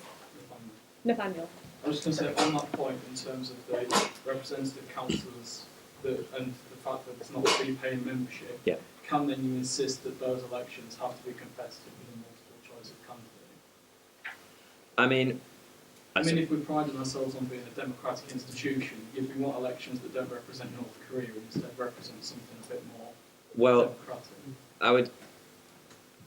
Yeah, I mean, council could suggest to do that. I'm not sure how it fits with the constitution, but it's worth clarifying that there will be some people in this council who had unopposed elections.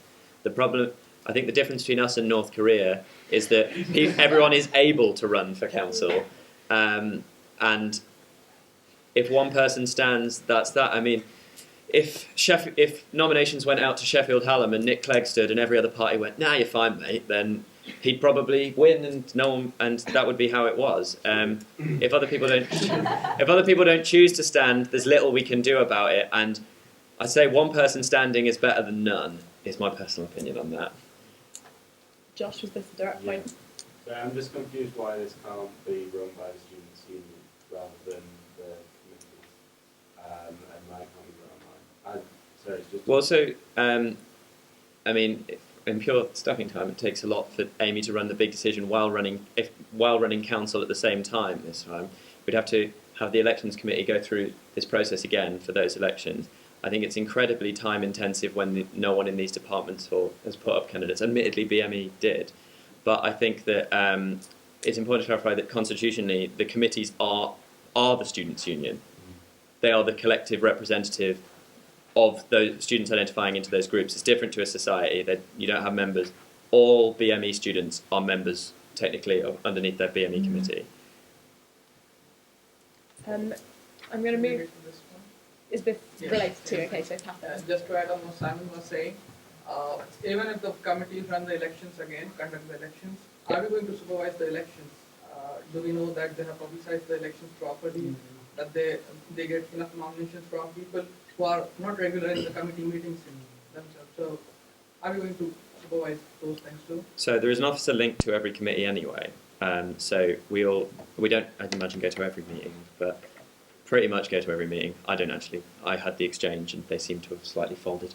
But in terms of these, Charmin is linked to the BME committee. Charmin will go and observe their election, I'm sure, and make sure that, and encourage people to run if they want to. And is it, Annie and Minesh are both linked to the postgraduate committee and will oversee that election. So there will be student union employees at the elections. So I guess we should be publicizing the event, the elections, once at least in the concerned departments by the union, rather than only the committee doing it.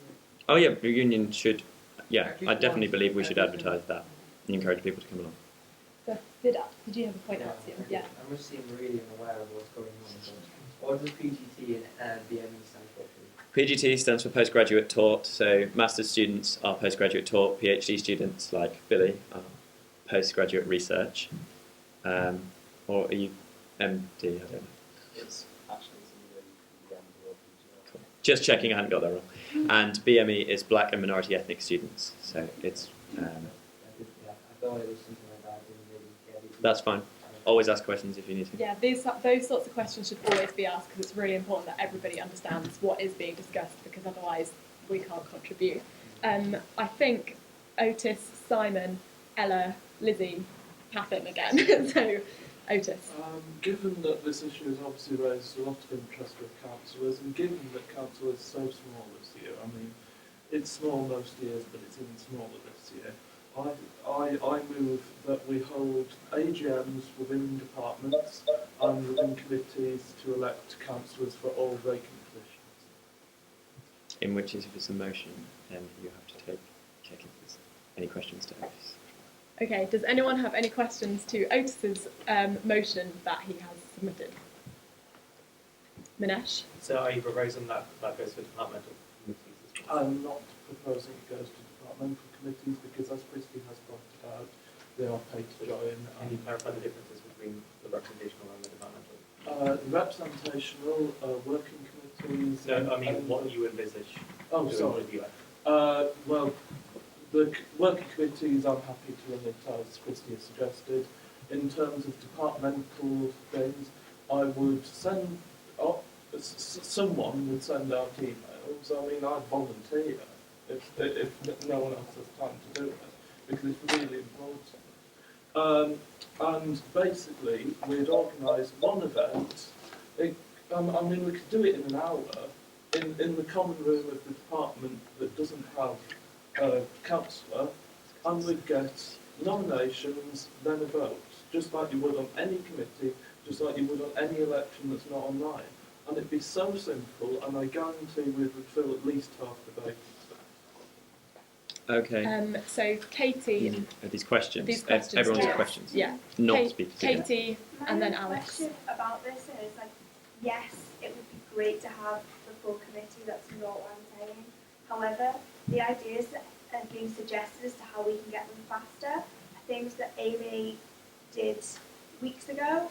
Why is it that we'll suddenly get people now that want to hold these positions that didn't want to weeks ago, even when people were going out and saying nobody's running? That's just... Well, I mean, I can find people who run, even former councillors who still at the uni and are happy to take up a position to go, simply didn't know anybody was running. So there is people within the department, and I'm happy to go out and speak to them. Now, if Amy doesn't want anything to do with this election, she I doesn't. don't think that's what's being suggested. I mean, you'd be mandating us to work through with the staff anyway, so council's job is to tell us what to do, and we work with the staff then to do it. I think Again, it is possible to get people to fill the roles. is everyone who had their hands up just now a question to Otis? Okay, so Alex, Lizzie, Fred, Simon. To just clarify, questions can't be like leading speeches against reasons not to support Otis's proposal. I just wonder what sort of timescale you're planning on working on for these meetings. So you'd have to probably give people, the committees, notice that we want to do this, so that people actually can think about whether they want to stand. And like maybe other members may want to come to these meetings to stand for candidates. We need a short turnover, otherwise these councillors will miss all the meetings they're entitled to attend in the winter semester anyway. Okay, thank you. I think we've only got time for one more question on this particular point, so I think Lizzie was next. I don't know if it's a question for Otis or Otis and Christy, but about the paid membership of the department. Obviously, I wouldn't suggest that you elect people from within the paid membership, but I don't think it's that difficult to get access to the Facebook page. And I know on the mailing list of paid societies as well, so where I didn't actually pay to be a member. So would it be that much of an issue to get it out to all the members? I know a lot of people would have signed up for the department mailing list without actually paying to join the society. I can answer that. The point is they can't run the election because they are, while societies are affiliated to the Students' Union, we would have an external grouping running the elections to this council, which would be unconstitutional. I think also the point you made about being able to publicise the election is perfectly valid though, because in any Students' Union election, societies are allowed to publicise the election as long as they're neutral towards the candidate. Okay, thank you, Otis. Does anybody have a counter motion or an alternative proposal to present to council? Simon? Just an alternative proposal regarding the BME. I'm not sure if it's been considered or not. The elected BME councillor had to stand down. Is there any reason it hasn't been passed back to the second representative? Thank you. Does anyone else have any other points, proposals to make? So does anybody want to make a speech? So I'll ask Otis to make a speech. Okay, sorry. Do we have any? Sorry, I've never chaired council before, so I'm learning as I go along. Does anybody want to make a speech against Otis's proposal? After which point we will move to a vote. Okay, so we will move to a vote. So I'm just going to check how I do this. For all those in favour, against, abstain. Okay. So all those who would like to vote for Otis's proposal for the running of the exactly. So as far as I can tell, Otis is proposing that that the Students' Union organises general meetings of each department that hasn't filled their position, encourages people to come, advertises it, and they elect in that meeting a new councillor, and that we work with the representative committees, the postgraduate and BME committees, to do the same with theirs. Okay. I have a quick question. This is the final question. Yeah, if we vote against the proposal, would that go back to the first recommendation? It'll go back to a discussion of my one, yeah. Okay, so can one person hold two councillor position titles? No. Okay, so now we're going to vote. So all those in favour of Otis's proposal?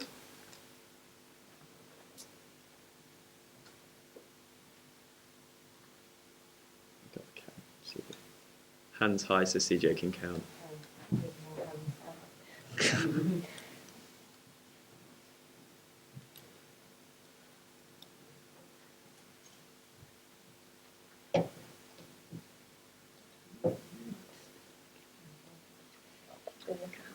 Keep them up. straight up, please. Like, I can't see you. Thanks. Sure, hands have gone up. I've got 24. Cool. Okay, so all those who wish to vote against Otis's proposal?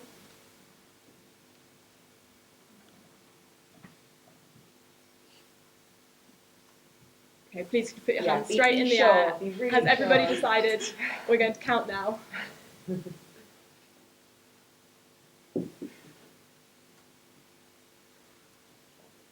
Thank you.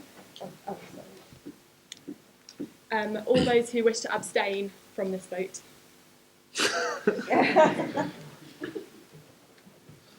That passes now.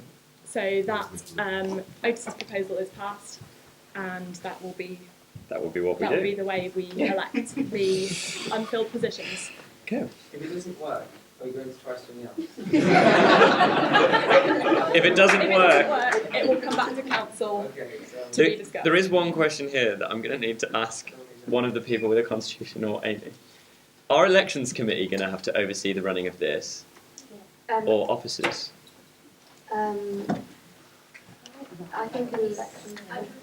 I'll double check, but I would recommend the newly elected elections. So I apologise to everyone who was on elections committee and thought you wouldn't have any work this term. You now have work this term. It's good practice for officer elections. Yay! Okay, well at least that means the elections committee has got some exciting new work. Yes. And okay. Yeah, I'll take it. So yeah, thank you everyone for contributing to that. We will be now moving into a break. At which? Yes, I want to clarify that as. Sheffield Methodist Institute. Okay, I forgot I'm part of the report. Although this actually fits exactly with what got passed in the end. Sheffield Methodist Institute is a new department that didn't have elections because we didn't know it existed yet. We were going to recommend that they had one of these fantastic general meetings anyway, so they will also be having one of those. We are now going to move into a 5-minute break, but it really has to be 5 minutes because we're running quite behind. Yeah, 20 minutes behind. But also, before everyone goes, I want to clarify that in the next section, because officers are being held to account on stuff, Adam, who was vice chair last term, is going to chair the meeting, and Annie and Adam will swap seats. I'll move over here somewhere and sit at the end. Okay, so have a fun break, everyone. Now it should stand, but we can do so both ways. Amendments can be proposed as well throughout the year. Don't think that this is your one chance to do it. Simon. Can we propose that it stands regarding review towards the end of the year? Does anyone have has anyone got specific things that they think are a reason for it to be amended? Because I'm all for a discussion on policy, but I think we need to know what do we think there's a problem with the current housing policy? Do we think it doesn't do its job? Proposals in lines of Gabby's statement which you wish to look at it further through the year. Well, I think all welfare officers are going to be looking at the housing policy because it's one of their policies to look at. But I mean, Gabby, your recommendation is it is renewed without amendment. So I see Gabby's probably the person who's looked at this Honestly, policy. I think it's a really good policy, and I think it's quite broad. It covers all the bases, and it says what the Students' Union does. But because I've not really kick-started my housing work properly, as I do more housing work within Sheffield, if I see that there is something that is missing, then I kind of will amend that throughout the year. But currently, as it stands, it's not a bad policy at all. I'm not saying it is. The proposal was just in light of you saying you wanted sort of more time to look at it. So yeah. It was reviewing it temporarily, sort of in the view before we renew it for 3 years. Otis. Just a procedural thing. Christy mentioned that if we do renew it, we can amend it later on. Can we do that? Because I was always under the impression that once policy is voted, it was given 3 years, and then it could be in for amendment. I'm not constitutionally aware of that. I distinctly remember us amending policies last year. I can be able to say it depends on the policy. If a policy was passed by council, council has the power to renew it whenever it wants to. If the council wants to renew that policy or change it, they can do. If it's passed by referendum, it has to be changed by referendum. So the council could submit potential changes, and that could go to a referendum if council decides. Okay, so going to move to a vote then. Yeah. So Gabby's recommendation is that the housing policy is renewed without amendment. Votes for.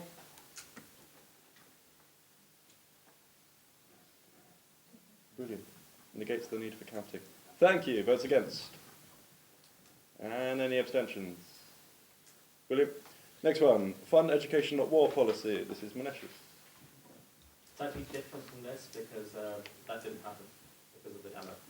But, so what I'm proposing is I will bring new policy with amendments because basically the only things I disagree with in this policy are that it has statistics which aren't actually true now. So I think it just needs updating, so I will bring the new one to the next council. So do you want it to lapse and then start a new policy, or do you want to amend this one? I think just roll it on until we can update it, because the principles are still there. It just needs to update on the statistics. Okay. Bring it back the same time as your other one. I think next council will be fine. Oh, okay. Okay. So is everyone happy to renew the policy temporarily until the next council meeting when Manesh will update us with any updated statistics and anything, and we can discuss it further then? Vote for that? Is that an order? To vote for it. Votes against? Otis, you look puzzled. Just a procedural issue. I think there's a proxy and a Yeah, councillor there. do I not vote now? Only one of you is allowed to That's vote okay, because yeah. you're filling the same. All right, okay. I think, yeah, okay. Thank you, Otis, for pointing that out. That's a good point. Contentious issues, we'll just keep an eye on that. Thank you. Right, next one. Pro-choice union policy. Gabby, again. Yeah, I think it's a really good policy and I would defend it. Okay, any questions about the policy? Brilliant. So, we vote to renew the policy as it is for another 3 years. Votes for? Thank you. Yeah. Votes against? Abstentions? Thank you all. Final one, no more page 3. Christy. So I'm going to be a pain and be a bit more complicated with this one. So me and Sharman have had some conversations about this policy. It was passed 3 years ago. No more page 3 was a very big issue at the time. But we have some feeling that some feminist discussions on campus have changed a bit in the time about the way we view these kind of issues in feminism. So in particular, we have a support student sex workers policy, which while it doesn't actually contradict the no more page 3 policy, some of the spirit seems a little bit different and potentially conflicting ideas. Yet we still thought that there might be reasons that students were against the sale of the Sun. There are many reasons to which different organisations don't sell the Sun. And therefore, I wanted to propose a working group which would include particularly Women's Committee, given that they were instrumental in bringing this policy about, but also councillors, to discuss potential substantive change to the policy, be that they could suggest getting rid of it, or they could suggest perhaps a different motion about the Sun, or they could suggest keeping it, but to generally discuss it, because I think the debates around it have changed a lot, and it's worthy of a working group to discuss it. So, are you proposing that we continue the policy until I'm proposing we continue it, but at the end of semester 1, this working group would report back with a suggestion for the fantastic. substantive Simon. change. Just a question on procedure. If councillor isn't on the working committee, can the feedback from students will be submitted over to the committee? Absolutely, yeah, always. If any officer is on the committee, I would recommend emailing them with suggestions. Josh. Just obviously because of the massive issues around no on page 3 and sex work, would we be able to make sure that the working group consults with sex work groups such as English Collective Prostitutes or others such as Sex Work University? Yeah, I see no reason why not. Okay. We've got any volunteers for the working group? Councillors wish to sit on it. How many are you looking for? I think that's a decent section, to be honest. We've got Himanshi, Lizzie, Serena, Sharman, and Josh. I think that's Josh's hand. Yeah, it looks like it. Actually, yeah, it's quite clearly what you're. Well, you never know. So, Himanshi, Lizzie, Serena, Josh, Christy. Yeah, it was that. And Sharman, sorry, I did beg your And we'll make sure that at the very least the chair of Women's Committee is invited along, and anyone else they want to bring on. Fantastic. So the vote is now on the proposal that we roll this policy forward temporarily until that working group can report back. Can we have votes for temporarily renewing the policy?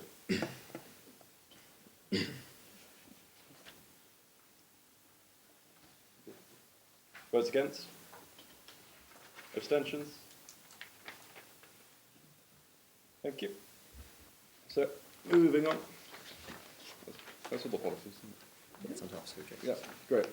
Okay then, so we're now on to officers' objectives. To approve officers' goals and objectives, are you going to cycle through? We go through each person will present, so I can go first. Yeah. So firstly, I'd like to clarify that this is a really important bit of the first council meeting, because we all got a mandate from the students to have our positions, but we ran on manifestos at the time. And obviously, since coming into the job, every year of officers finds out things that shape how their objectives become their plan for the year. Their manifesto changes slightly, and how it becomes their plan for the year, because you learn a bit about the institution, you learn what you can and can't do. Some things might already have been done. You might think there are things that are relevant to what you ran on, but you hadn't thought of yet.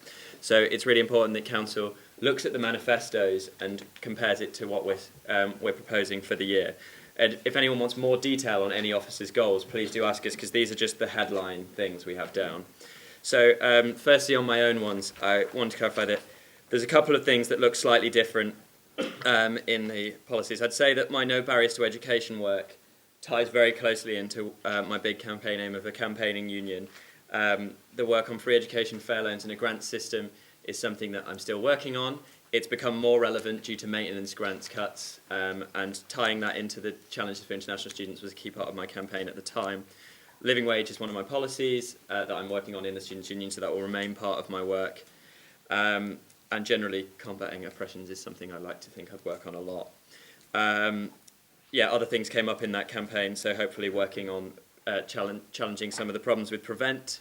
There's a lot of problems with Prevent, which is the counter-terrorism and security bill, for those who don't know, which encourages the university to, I would not quite say, kind of spy on their students. And that's a big problem in my view, and particularly is dangerous for Muslim students in the university. I also have the policy on continuation fees for postgraduates that I would like to do some work on this year. My housing work is quite similar to some of the stuff I suggested on running on. I'd still like to do some work on admin fees. However, lower rent in university accommodation is a policy I still care about a lot, but given that I also know that Gabby is doing that work, I'm going to support her in doing that more, because it's more at the core of her work. And so stuff like a tenants' union is stuff that's come up as important and still relevant to the housing stuff I ran on. Also, I did mention during my election, even though it's not on the poster, I think it was in the election stuff, about growing the student housing co-op. It isn't actually in the paper here, but I would clarify that growing the housing co-op and or working on seeing if the student union could work in housing provision are key parts of the housing work I'm hoping to do later this year. And finally, you see that in the manifesto, I clearly labelled sustainability as a key part of my work, but my third objective isn't clearly sustainability. I clarified that while, this is still very vital to me, divestment from fossil fuels is a key part of Yvette's work as SU Development Officer. I've supported her a lot in doing that. It's naturally as President, a lot of the things I run on, the work I actually do is supporting someone else in doing it. So divestment is there, and same with food sustainability projects. Yvette is taking the lead. However, I still want to include the idea of solar panels or renewable energy on campus within my third objective, which, while it wasn't in my manifesto, is something I spoke to a lot of students about and campaigned at when speaking in lectures about engaging groups that don't traditionally engage with the Students' Union. So that might be getting STEM students' issues and talents accurately represented in the Students' Union. So some of that will involve working with students who research sustainability to get them involved in how RSU can use renewable energy. I think it's best to let students who understand these technologies best to take a lead and make sure we're using their skills adequately. And also I'm already working with medical students on the changes to junior doctor contracts, which are very dangerous. Other things that are included are trying to build accessible campaigns on international student issues, which I'm working all the time with Peggy and other officers on, and helping to build links with the City College Students' Union in Thessaloniki, which are our students at the international faculty, but they have a separate students' union. And so that's, I guess, my objectives and how they tie into my manifesto. I guess if anyone has any questions. Thank you, Christy. Otis? Just one on the abbreviation. In point 1C, you've talked about a certain bill. Is that the Prevent? That's the counter-terrorism and security bill. Any other questions for Christy and his objectives, goals, life aims, marriage plans, and problems? Anything forever? No. Sorry, you look keen, and I thought, oh, there's a question, and you faded out. He's just keen on the objectives. We're keen beings, we like that in council. Yes. So, are you in contact with the university on this whole scapegoat? On which one? The bill. So yeah. the So, both me and Charmin sit on the university's Prevent Steering Group. I think that's what it's called. We just... It's an act, sorry, it's an act, not a bill. It's been passed.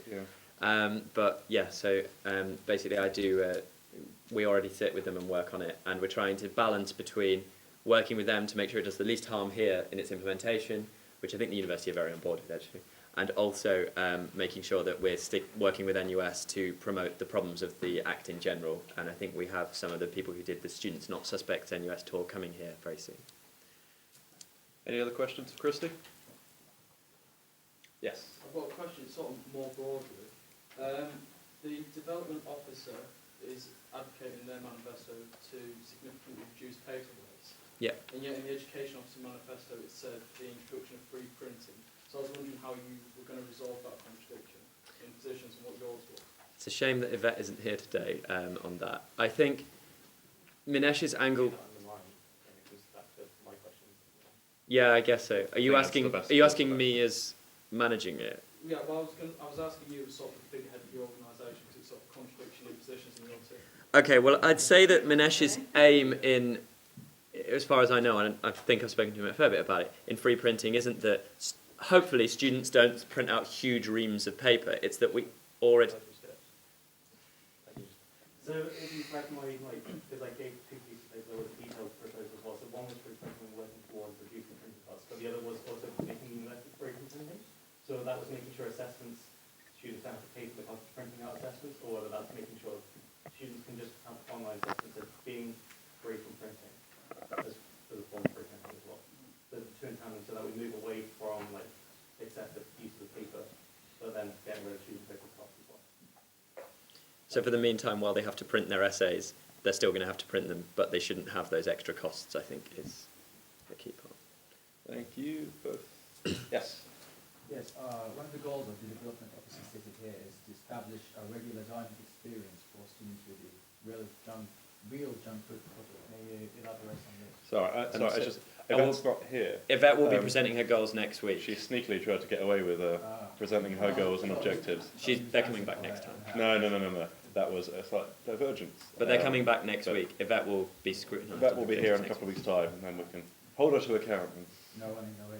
interrogate her. No running away now. Not in this council, my friend. Not in this council. Just check if there are Any other questions? Sam? For 1B, how are you working for the campaign of scrapping the continuation fees? So we kind of set things throughout the year a bit. It's not one I've really started up yet, but the postgraduate committee has been set up, and hopefully I'll be working with a few of them to discuss what can be done, and also hopefully reps within the University and College Union, which is the staff union in the university, and it also represents postgraduate research students. I have already had some conversations with members of the University Executive Board about this, like early conversations about how that campaign might be, so it's very starting up yet, but I've got plans for it.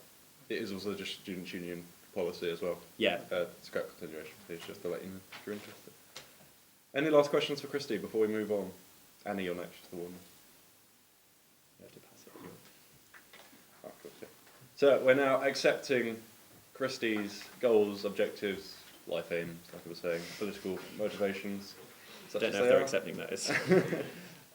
So, all right. Objectives and goals. Votes for... I'm going to stop now. It's past the deadline. Votes for accepting Christy's goals and objectives, please.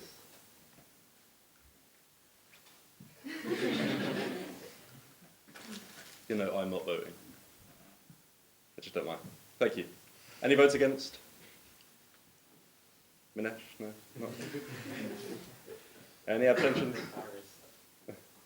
Any abstentions, sorry. No, thank you. Annie, you're up. Thank you. So my goals have the three main areas of my goals: a union inclusive to all our members, digital innovation in activities, and engaging with Sheffield have broadly stayed the same from my manifesto. The detail behind them have been altered slightly as I've learnt more in the role and discussed with students where they want to see my time going. So I'm going to start by talking about the inclusions goal, which I have seen as the most important one of my goals, although obviously I've been working on all three of them. most as well. So the Inclusion Accreditation Scheme is something I've started to work with Disabled Students Committee on, but we'll be expanding out to work with other groups of students within the union to make sure that activities are as accessible as possible to as many groups of students as possible. The second one, run a postgraduate activities series, is something I haven't started yet, but I've been really enjoying building a relationship with the new postgraduate committee and also the postgraduate society to make sure that my work in this is led by postgraduate students themselves. As I haven't been a postgraduate student, I don't want to dictate how this looks, but it's something I really want to make sure happens. The third point, run an accessible activities fair. The activities fair has already taken place this year, but my progression with this over the year will involve continuing to take feedback from this. We're running surveys to make sure that it continues to become more accessible for next year, and that will, I'm involving conversations in putting the plans in place for next year to make sure that work continues. Campaign for Quiet Space in the Union is totally a new one from my manifesto, but it has come through feedback from students directly and through actually a motion that was passed in council last year or the year before, I believe. And finally in that one, Run an Accessible or Alternative Activism Day was built out of a campaign that's been started by fellow officers, and we wanted to make sure that this was as inclusive as possible, so that's why I took on that job. So the second point I'm going to talk about is the digital innovation activities. So the first point there, enable digital membership sign up and explore additional digital options, involves two of the points from my manifesto, and will be part of that will be a piece of research to work out what it is that students want from our digital services and how they want to engage digitally, because I think although in my manifesto I mentioned an app and also Q&A sessions for societies, we want to be sure that we are doing what students want and not putting development in the wrong places, as these will be quite big areas. So research is going to be the key one there. Developing volunteering projects and society publicity videos, I think will take the form of a competition where those groups can produce these and giving them the means to do so. And working on the virtual activities fair, this is something that Flick, Sports Officer, has already started in sports, and I'm going to use the feedback from that to build for future for the virtual activities fair. And finally, engaging with Sheffield. This one's changed quite a bit, as actually the points in my manifesto are already being done within the students' union, so there is no point in me replicating them. So the first one is about developing links with the City Council to provide performance opportunities for student groups engaging with the city. And the second one is about expanding society links with adopted charities. This is something that started in the work of my predecessor, Cleo, who was activities officer last year, and is something I want to continue and work with the committees on. Does anyone have any questions? Simon. I have three for you. Would you want like individually or This is together? sorry. I understand questions. We're again pressed for time. Yeah. I don't want to have to extend the guillotine again, mainly because I want to go home. So if we can try and be as quick as possible, please. One at a time. One at a time. With regards to inclusions for postgraduate, etc., there was no mention of part-time students, such as the department I represent in other areas. Are they being reached out to as well? Yeah, so that will form hopefully part of my inclusion accreditation scheme. That's maybe something that your department particularly would like to feed into. So that might be a really good thing to work on as part of that to give guidance to societies about what they can do to be more inclusive to different groups. And the other two are small ones, so I'll feed them in at the same time, if that's okay. Regarding your quiet space within the student union, is there going to be a push to encourage events to encourage this? Because it was last year, but we've started to slack off with it a little now, in that they're still provided, but there's no notification that they're always visible. And the other is regarding the student union website, is there going to be a view to increasing the accessibility of that? So in terms of the quiet space, do you mean students' union run events or society run events? Both. So in terms of society run events, that will definitely be one of the key points in the accreditation scheme for society. In terms of students' union events, that will form part of my objective campaigning for quiet spaces to be there at all our events and to be publicised website accessibility. When we're doing research about what societies want, so my objective is specifically in relation to society's digital requirements, because that's my role.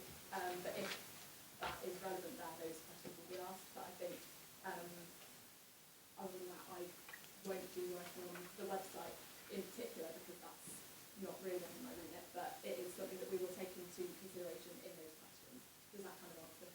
So it's improving it as a website for one of them. Christy? Events.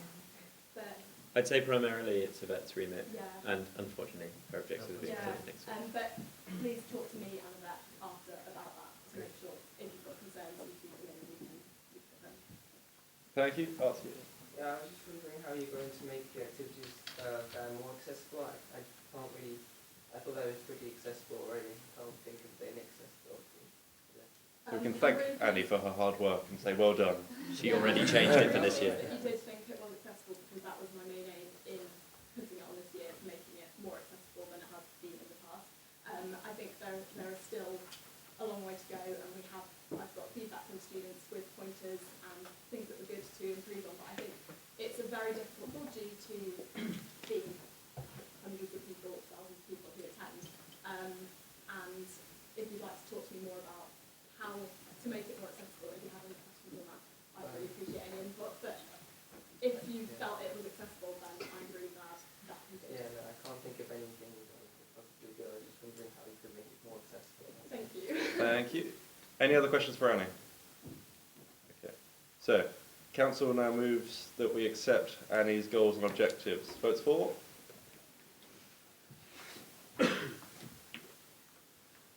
Votes against? Abstentions? Thank you. Flick's up next, and I notice it's long. If Flick concise, that'd be great. Yeah, of course. So you can all read on the piece of paper, so I'll just go through it really briefly. So my three main goals this year are greater participation through all levels of activities. And the main thing I want to do there is organise a development day for Yorkshire universities. So get those people who haven't been able to compete in VUCs or compete in varsity to have a chance to represent their university. Along with becoming more of a team chaperone, so sort of make the black and gold community, so get the publicity involved, get the coaches involved, and get all the players involved as well. Go and watch other sports if you do different ones, etc. The second one is play more and win more. So obviously to prove to university sport's important, VUCs is the way they measure it and how well we're doing that.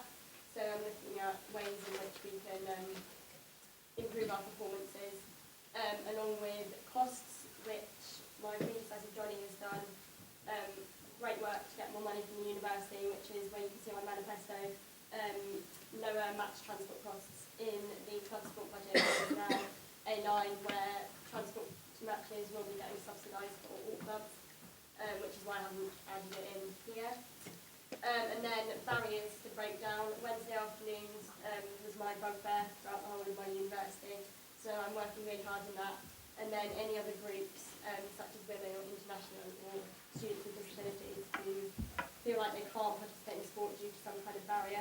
That kind of fits in with my, I'm going to try and fit it in with what I've got in my manifesto as injury support and rehabilitation. So sort of working alongside disabled students to get sort of quieter sessions where people can rehabilitate their injuries, along with people who may have accessibility, it's making it easier for them to attend those sessions. My third one is recognition of the impact sport has on students. So the effect it has on your health and well-being, employability, and your general community experience. The only other thing that I've written in my manifesto that doesn't directly correspond to my goals this year is links with Sport Sheffield. But now I'm in the role, our links with Sport Sheffield are quite good, and I'm looking into flexible memberships at Goodwin to improve those for students. Thank you, Flick. Any questions for Flick? Sam? Just one about how are you working to stop Wednesday afternoons in academic commitments? I sent out a Google document and I've got over 200. I sent it to all members of all club committees and they sort of hopefully distributed out to their club members, and I've got over 200 people on there who are saying they're struggling to take part in sport. And I spoke to Tony Ryan, who's a pro vice chancellor and head of the sports board this morning, and we've got a plan in place of what I kind of need to research. So I need to research timetable, for example, are there spaces for these labs and lectures to be on a different day, for example, maybe Friday afternoons. And then following that, I'm going to speak to Windmill, who's the Pro-Vice Chancellor of Learning and Teaching, and see where I get from there. To clarify also, like, I'm hopefully going to help Flick out with this a bit, and there's some very simple stuff that can be done, like working with KICS to work out their timetabling, and hopefully seeing working with new staff in the SU to coordinate how we can campaign on it in the year to come. Thank you both. Any more questions for Flick? Okay, Council now moves that we accept Flick's goals and objectives. Votes for? Thank you. Votes against? Abstentions? Thank you. Gavies. Hi everyone, I'm well aware we're running out of time, so I will try and keep this as brief as possible. So a lot of my manifesto and my new objectives are quite similar. Most of the changes is in wording, and I've become more ambitious, which is quite interesting. So we're tackling issues with landlords, student accommodation forum and landlord rating system. They are included in part E of my affordable and quality housing goal, which is my goal number 1. So that's in my manifesto, my objectives. With the landlord pledge is also something I'm working on in that goal. The early accommodation advice, I've taken on the advice of people who know a hell of a lot more about me than me on housing, and decided that it's quite a bad idea to give out more early advice because students already sign for houses too early, and that causes a lot of the problems around housing. So I'm actually doing different things to address that point now. With enhancing the health and welfare of students, which is on my manifesto, most of those things I'm kind of working on. With department-wide protocol, that's something I'm working on behind the scenes. I've just not put it in my objectives. It's just something that's incorporated into kind of my day-to-day work.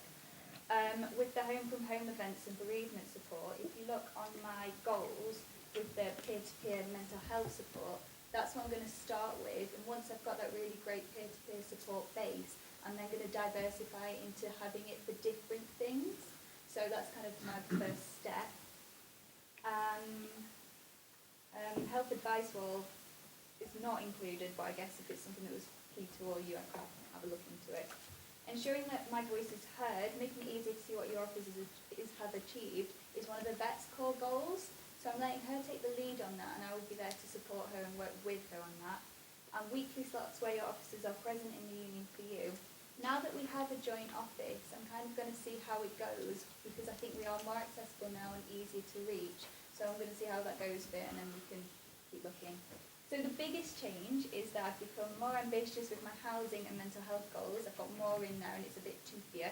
That's because I've learnt more and I'm feeling a bit more confident with myself. And the education and support we provide regarding student drug use, which is my goal number 3, is completely new. And that's because during training, when I was kind of doing research into what we provide as a union and a university, I don't think there's enough drugs education that we provide. So I spotted a need for it and decided to make that one of my objectives. Absolutely. Thank you very much. Thank you, Gabby. Any questions for Gabby? Sam? Just a quick one. So for the part 1E, you're trying to make it easier for feedback for the welfare, so for the housing. Yeah. How are you looking at doing that? I'm working with a new startup website based in Leeds called Student View, and I'm working with their managing director. Their website's really great, and so I'm working for the student union to endorse that, and we'll be there at the housing fair. So if we could get all our students leaving reviews on that, then that would be pretty great, and you get free stuff for doing it. Okay. I'm also wanting to do a big end of year accommodation survey. Kind of missed the boat with last year, but we've still got time to get one sorted for the next year coming up, and then publish all the results, and it should be pretty interesting reading. Thank you. Any more questions for Gabby? Yeah. Can you elaborate on the sensible drug policy that you're advocating for? I personally know a bit about it, but I'm not sure everyone does. Have more informed stance of it. Sorry, what was the question? Just elaborate on the sensible drug policy. What does it mean? What does it involve? It's evidence-based drugs policy, so it's policy that should be based on scientific fact and evidence rather than kind of a criminalisation kind of view. So most of the research that's gone on around illegal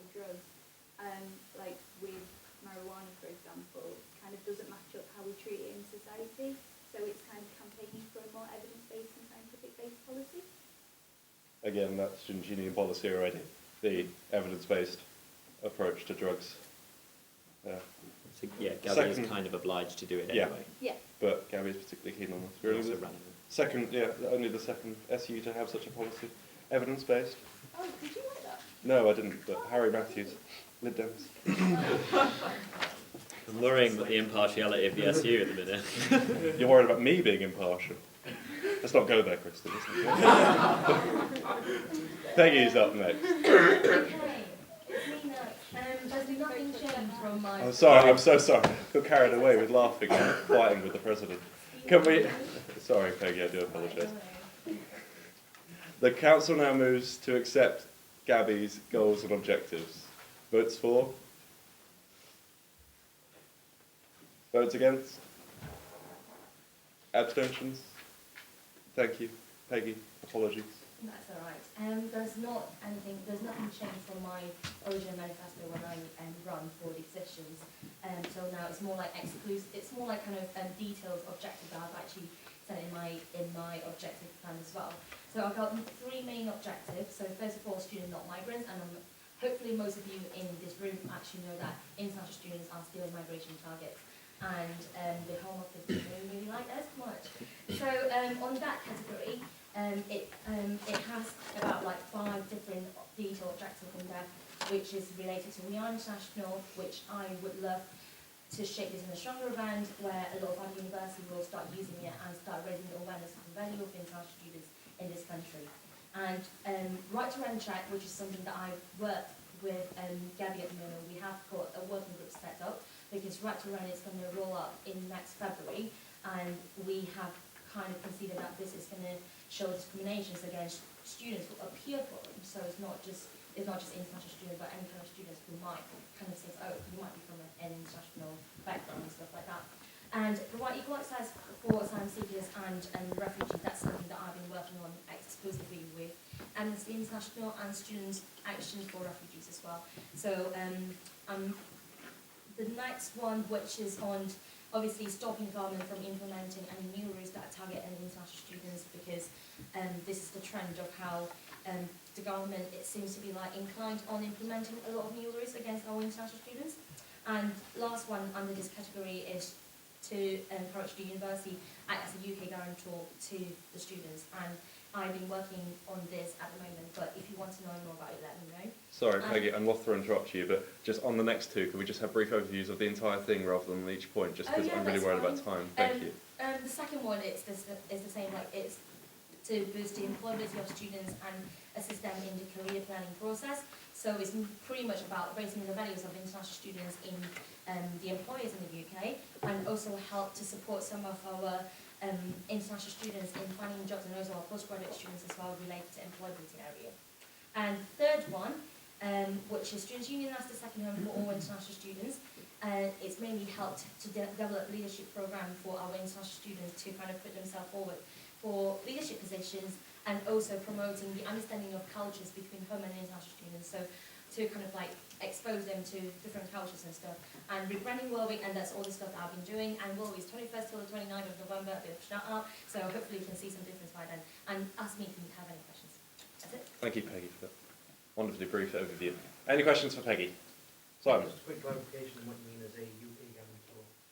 Okay, so as you might actually not know, so international students who couldn't find a UK guarantor, they have to pay their accommodations up front or in one. So for example, if I apply for an accommodations, if I don't get a UK-based guarantor, I have to pay 4,700 all in once at the beginning of the year. So that is it. Mm-hmm. Thank you. Any other questions, Otis? Hi, this is a more general question. Thank you. I have a Greek student in archaeology, Alex Kirsty, who tried to contact you, and I think it's quite a while ago, and I'm just wondering if you could try and find her email and contact her back. A Greek student? Alex Kirsty is her name. Are you sure he has She has apparently emailed you, and it's leading to a bit of a backlash by international students against the union in archaeology, because she and a group of friends... Sorry, Otis, I again, loth to interrupt you. This comes up to questions to officers rather than about Peggy's goals and objectives. I do understand that it's an extremely valid and important point. Can you speak to me like This is later ju- on? this is And just also, questions that's a very related to it. specific point. I don't want to kind of names and confidentiality as well. I'm completely concerned about. Thank you for your understanding. Any other questions to Peggy? Yes. Yeah, basically, after April, there are lots of changes made in the immigration bills, and right now we are being charged for health services.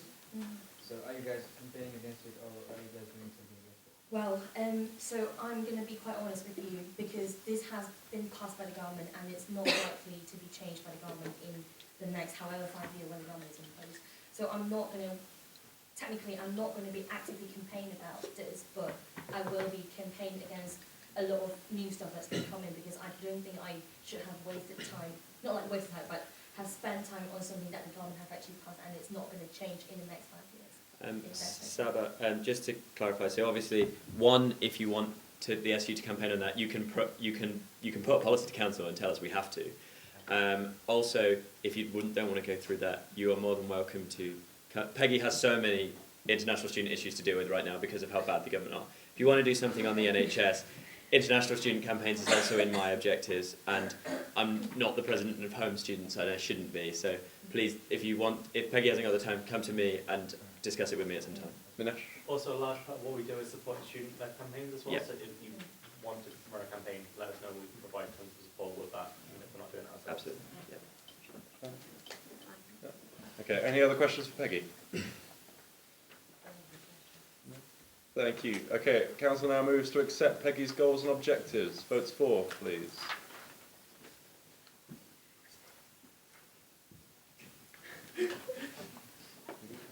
Votes against?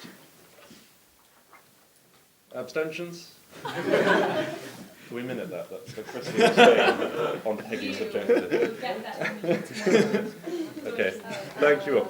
Before we move on, once again we are coming up against the guillotine. Can we extend, the council now moves that we extend the guillotine from 8:15 to 8:30. Does council agree? Votes for? 20. Pardon? 8:20. Well, if we say 8:30 it means I don't have to do it again if we overrun. And we're now wasting time talking about it. 8:30, council voting for. Good. People aren't sure again. There's a lot. I just want to point out that if this doesn't get done now, it will just drag over, and this needs to be done now. Thank you. Votes against? Duly noted. Abstentions? I'm not happy to be here either, I can say. Everyone. Charmin is up next, thank you. Hi, I'll go through it really briefly because I know we've been here for ages. I've got like a really, really long document of everything with a lot of details on, so if anybody wants that, they're more than willing to have access to it. I mean, I'm more than willing to give access to people. Just email me or grab me at the end. So consent and lad culture was in my manifesto. We piloted workshops and at the beginning of the year to freshers, it went really well. And I found out today more departments are willing to be part of the pilot. We're working really closely with the university, which is awesome, so we get a lot of support from each other working together. Islamophobia, it's Islamophobia Awareness Month soon. There's going to be a campaign starting next week. A lot of the stuff on my manifesto I'm achieving or I have achieved. So going back to the manifesto, everyday sexism stuff is going to happen next week. I don't know how many of you have seen it, but it's currently in Reclaim Your Campus, so back to my manifesto where all the workshops are. A lot of them are happening during Reclaim Your Campus. I don't know why it says Reclaim the Campus on my goals. I'll get that changed. And then again, working with the local authorities to tackle hate crime and discrimination. Like a lot of students don't know that the Advice Centre is a place where they can report hate crime, so just making them aware of that. Safe spaces, having intersectional forums for everyone. Got ambitious like Gabby did, not just for women but for like LGBT, BME, disabled and so on, and arrange alternative sessions to get involved with activism. So I worked with Annie for the Activism Day.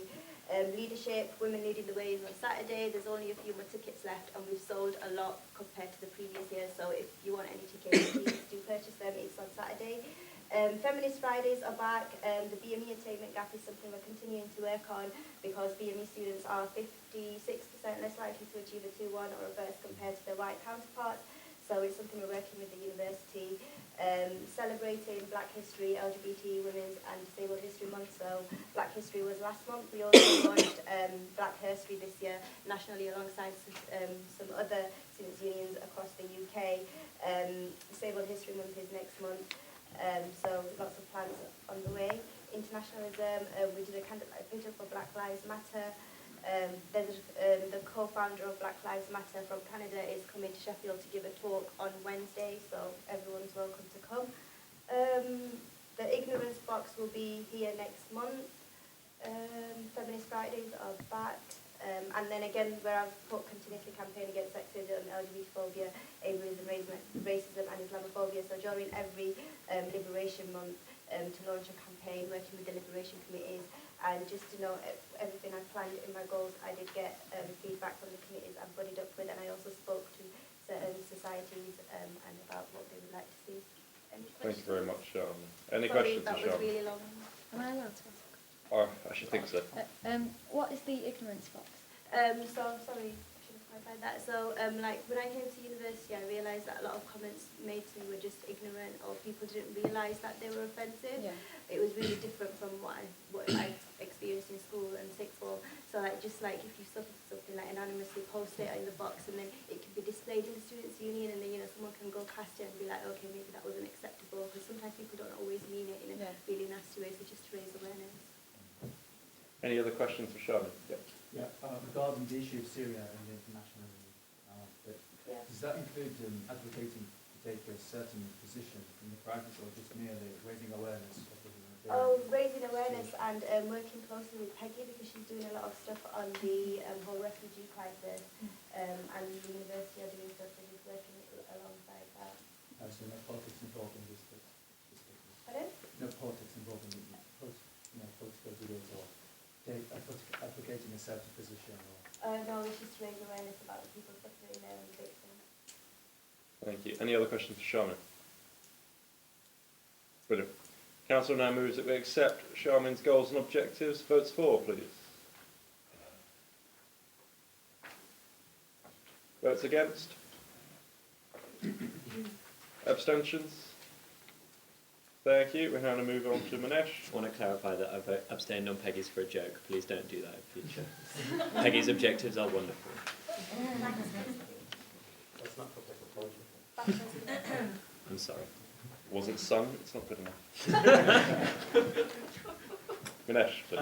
Yeah, so base, very, very quickly. Everything from my manifesto is in my objectives. Sorry that you didn't get them on time. I was demoing and I got very intense. They're all on the side there if people want printed copies. I also wrote up a really long explanation of why I'm doing everything, because I misunderstood what I was meant to do in doing my objectives. So if you want a very detailed explanation, I've written one, and there are paper copies there, but it's also been emailed twice, because I also realised I hadn't sent out, and then I asked both CJ and Amy to send out copies. So you got lots of emails about my objectives today. But very, very briefly, lots of things happened in higher education this summer, really, really bad things. I don't know if everyone's seen last week the HE Green Paper was announced, but before that there was an announcement of a teaching excellence framework. There was cuts to maintenance grants, there were cuts to disabled students' allowances, there were changes to international students' fees, the regulations, and everything is just generally bad in higher education at the moment. So my manifesto pledges are all the same, but my objectives are a bit broader to create a notion of what sport, the university being for the public good, support students and the student experience, and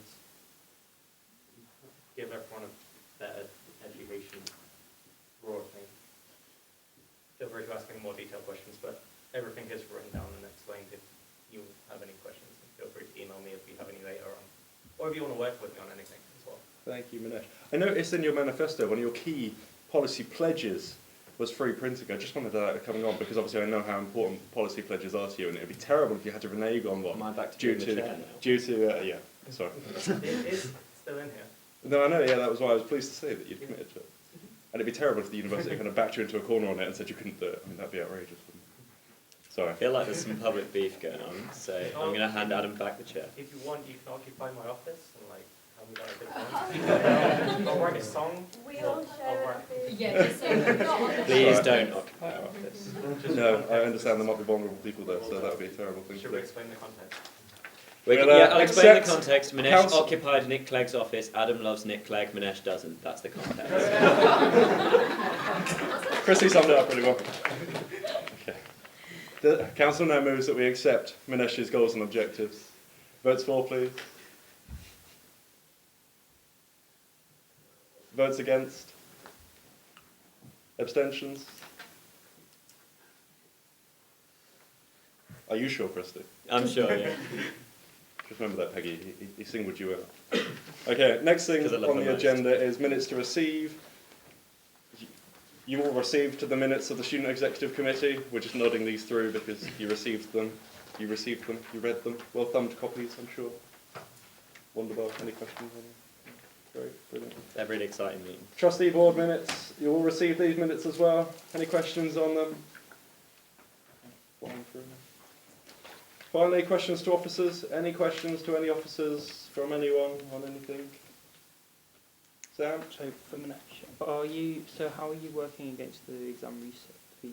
Yeah, so basically I'm trying to do, so King's College London SU gave me the idea because what they did was they launched a campaign across the whole student union where they basically collected all the lists of exam reset fees and then tried to launch a whole campaign from the student body against that and got rid of them.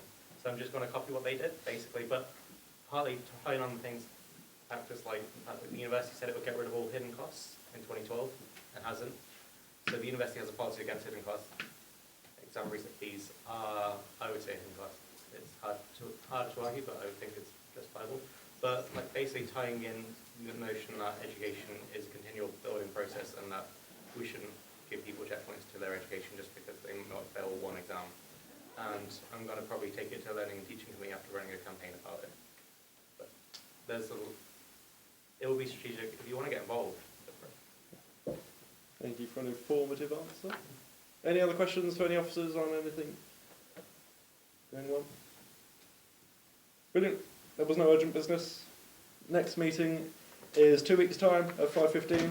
Let's not let it last as long as this one. Christy wants to say something else and drag it on. Not hang on. I want to say thank you to everyone. That was a really engaged council. It's really good to see everyone scrutinising properly. And I'm looking forward to working with you throughout the year. And if you want to get dinner, I'm going to go to Interval. Anyone else who fancies it, please come along. Thank you all. I promise to, if I did get elected, to be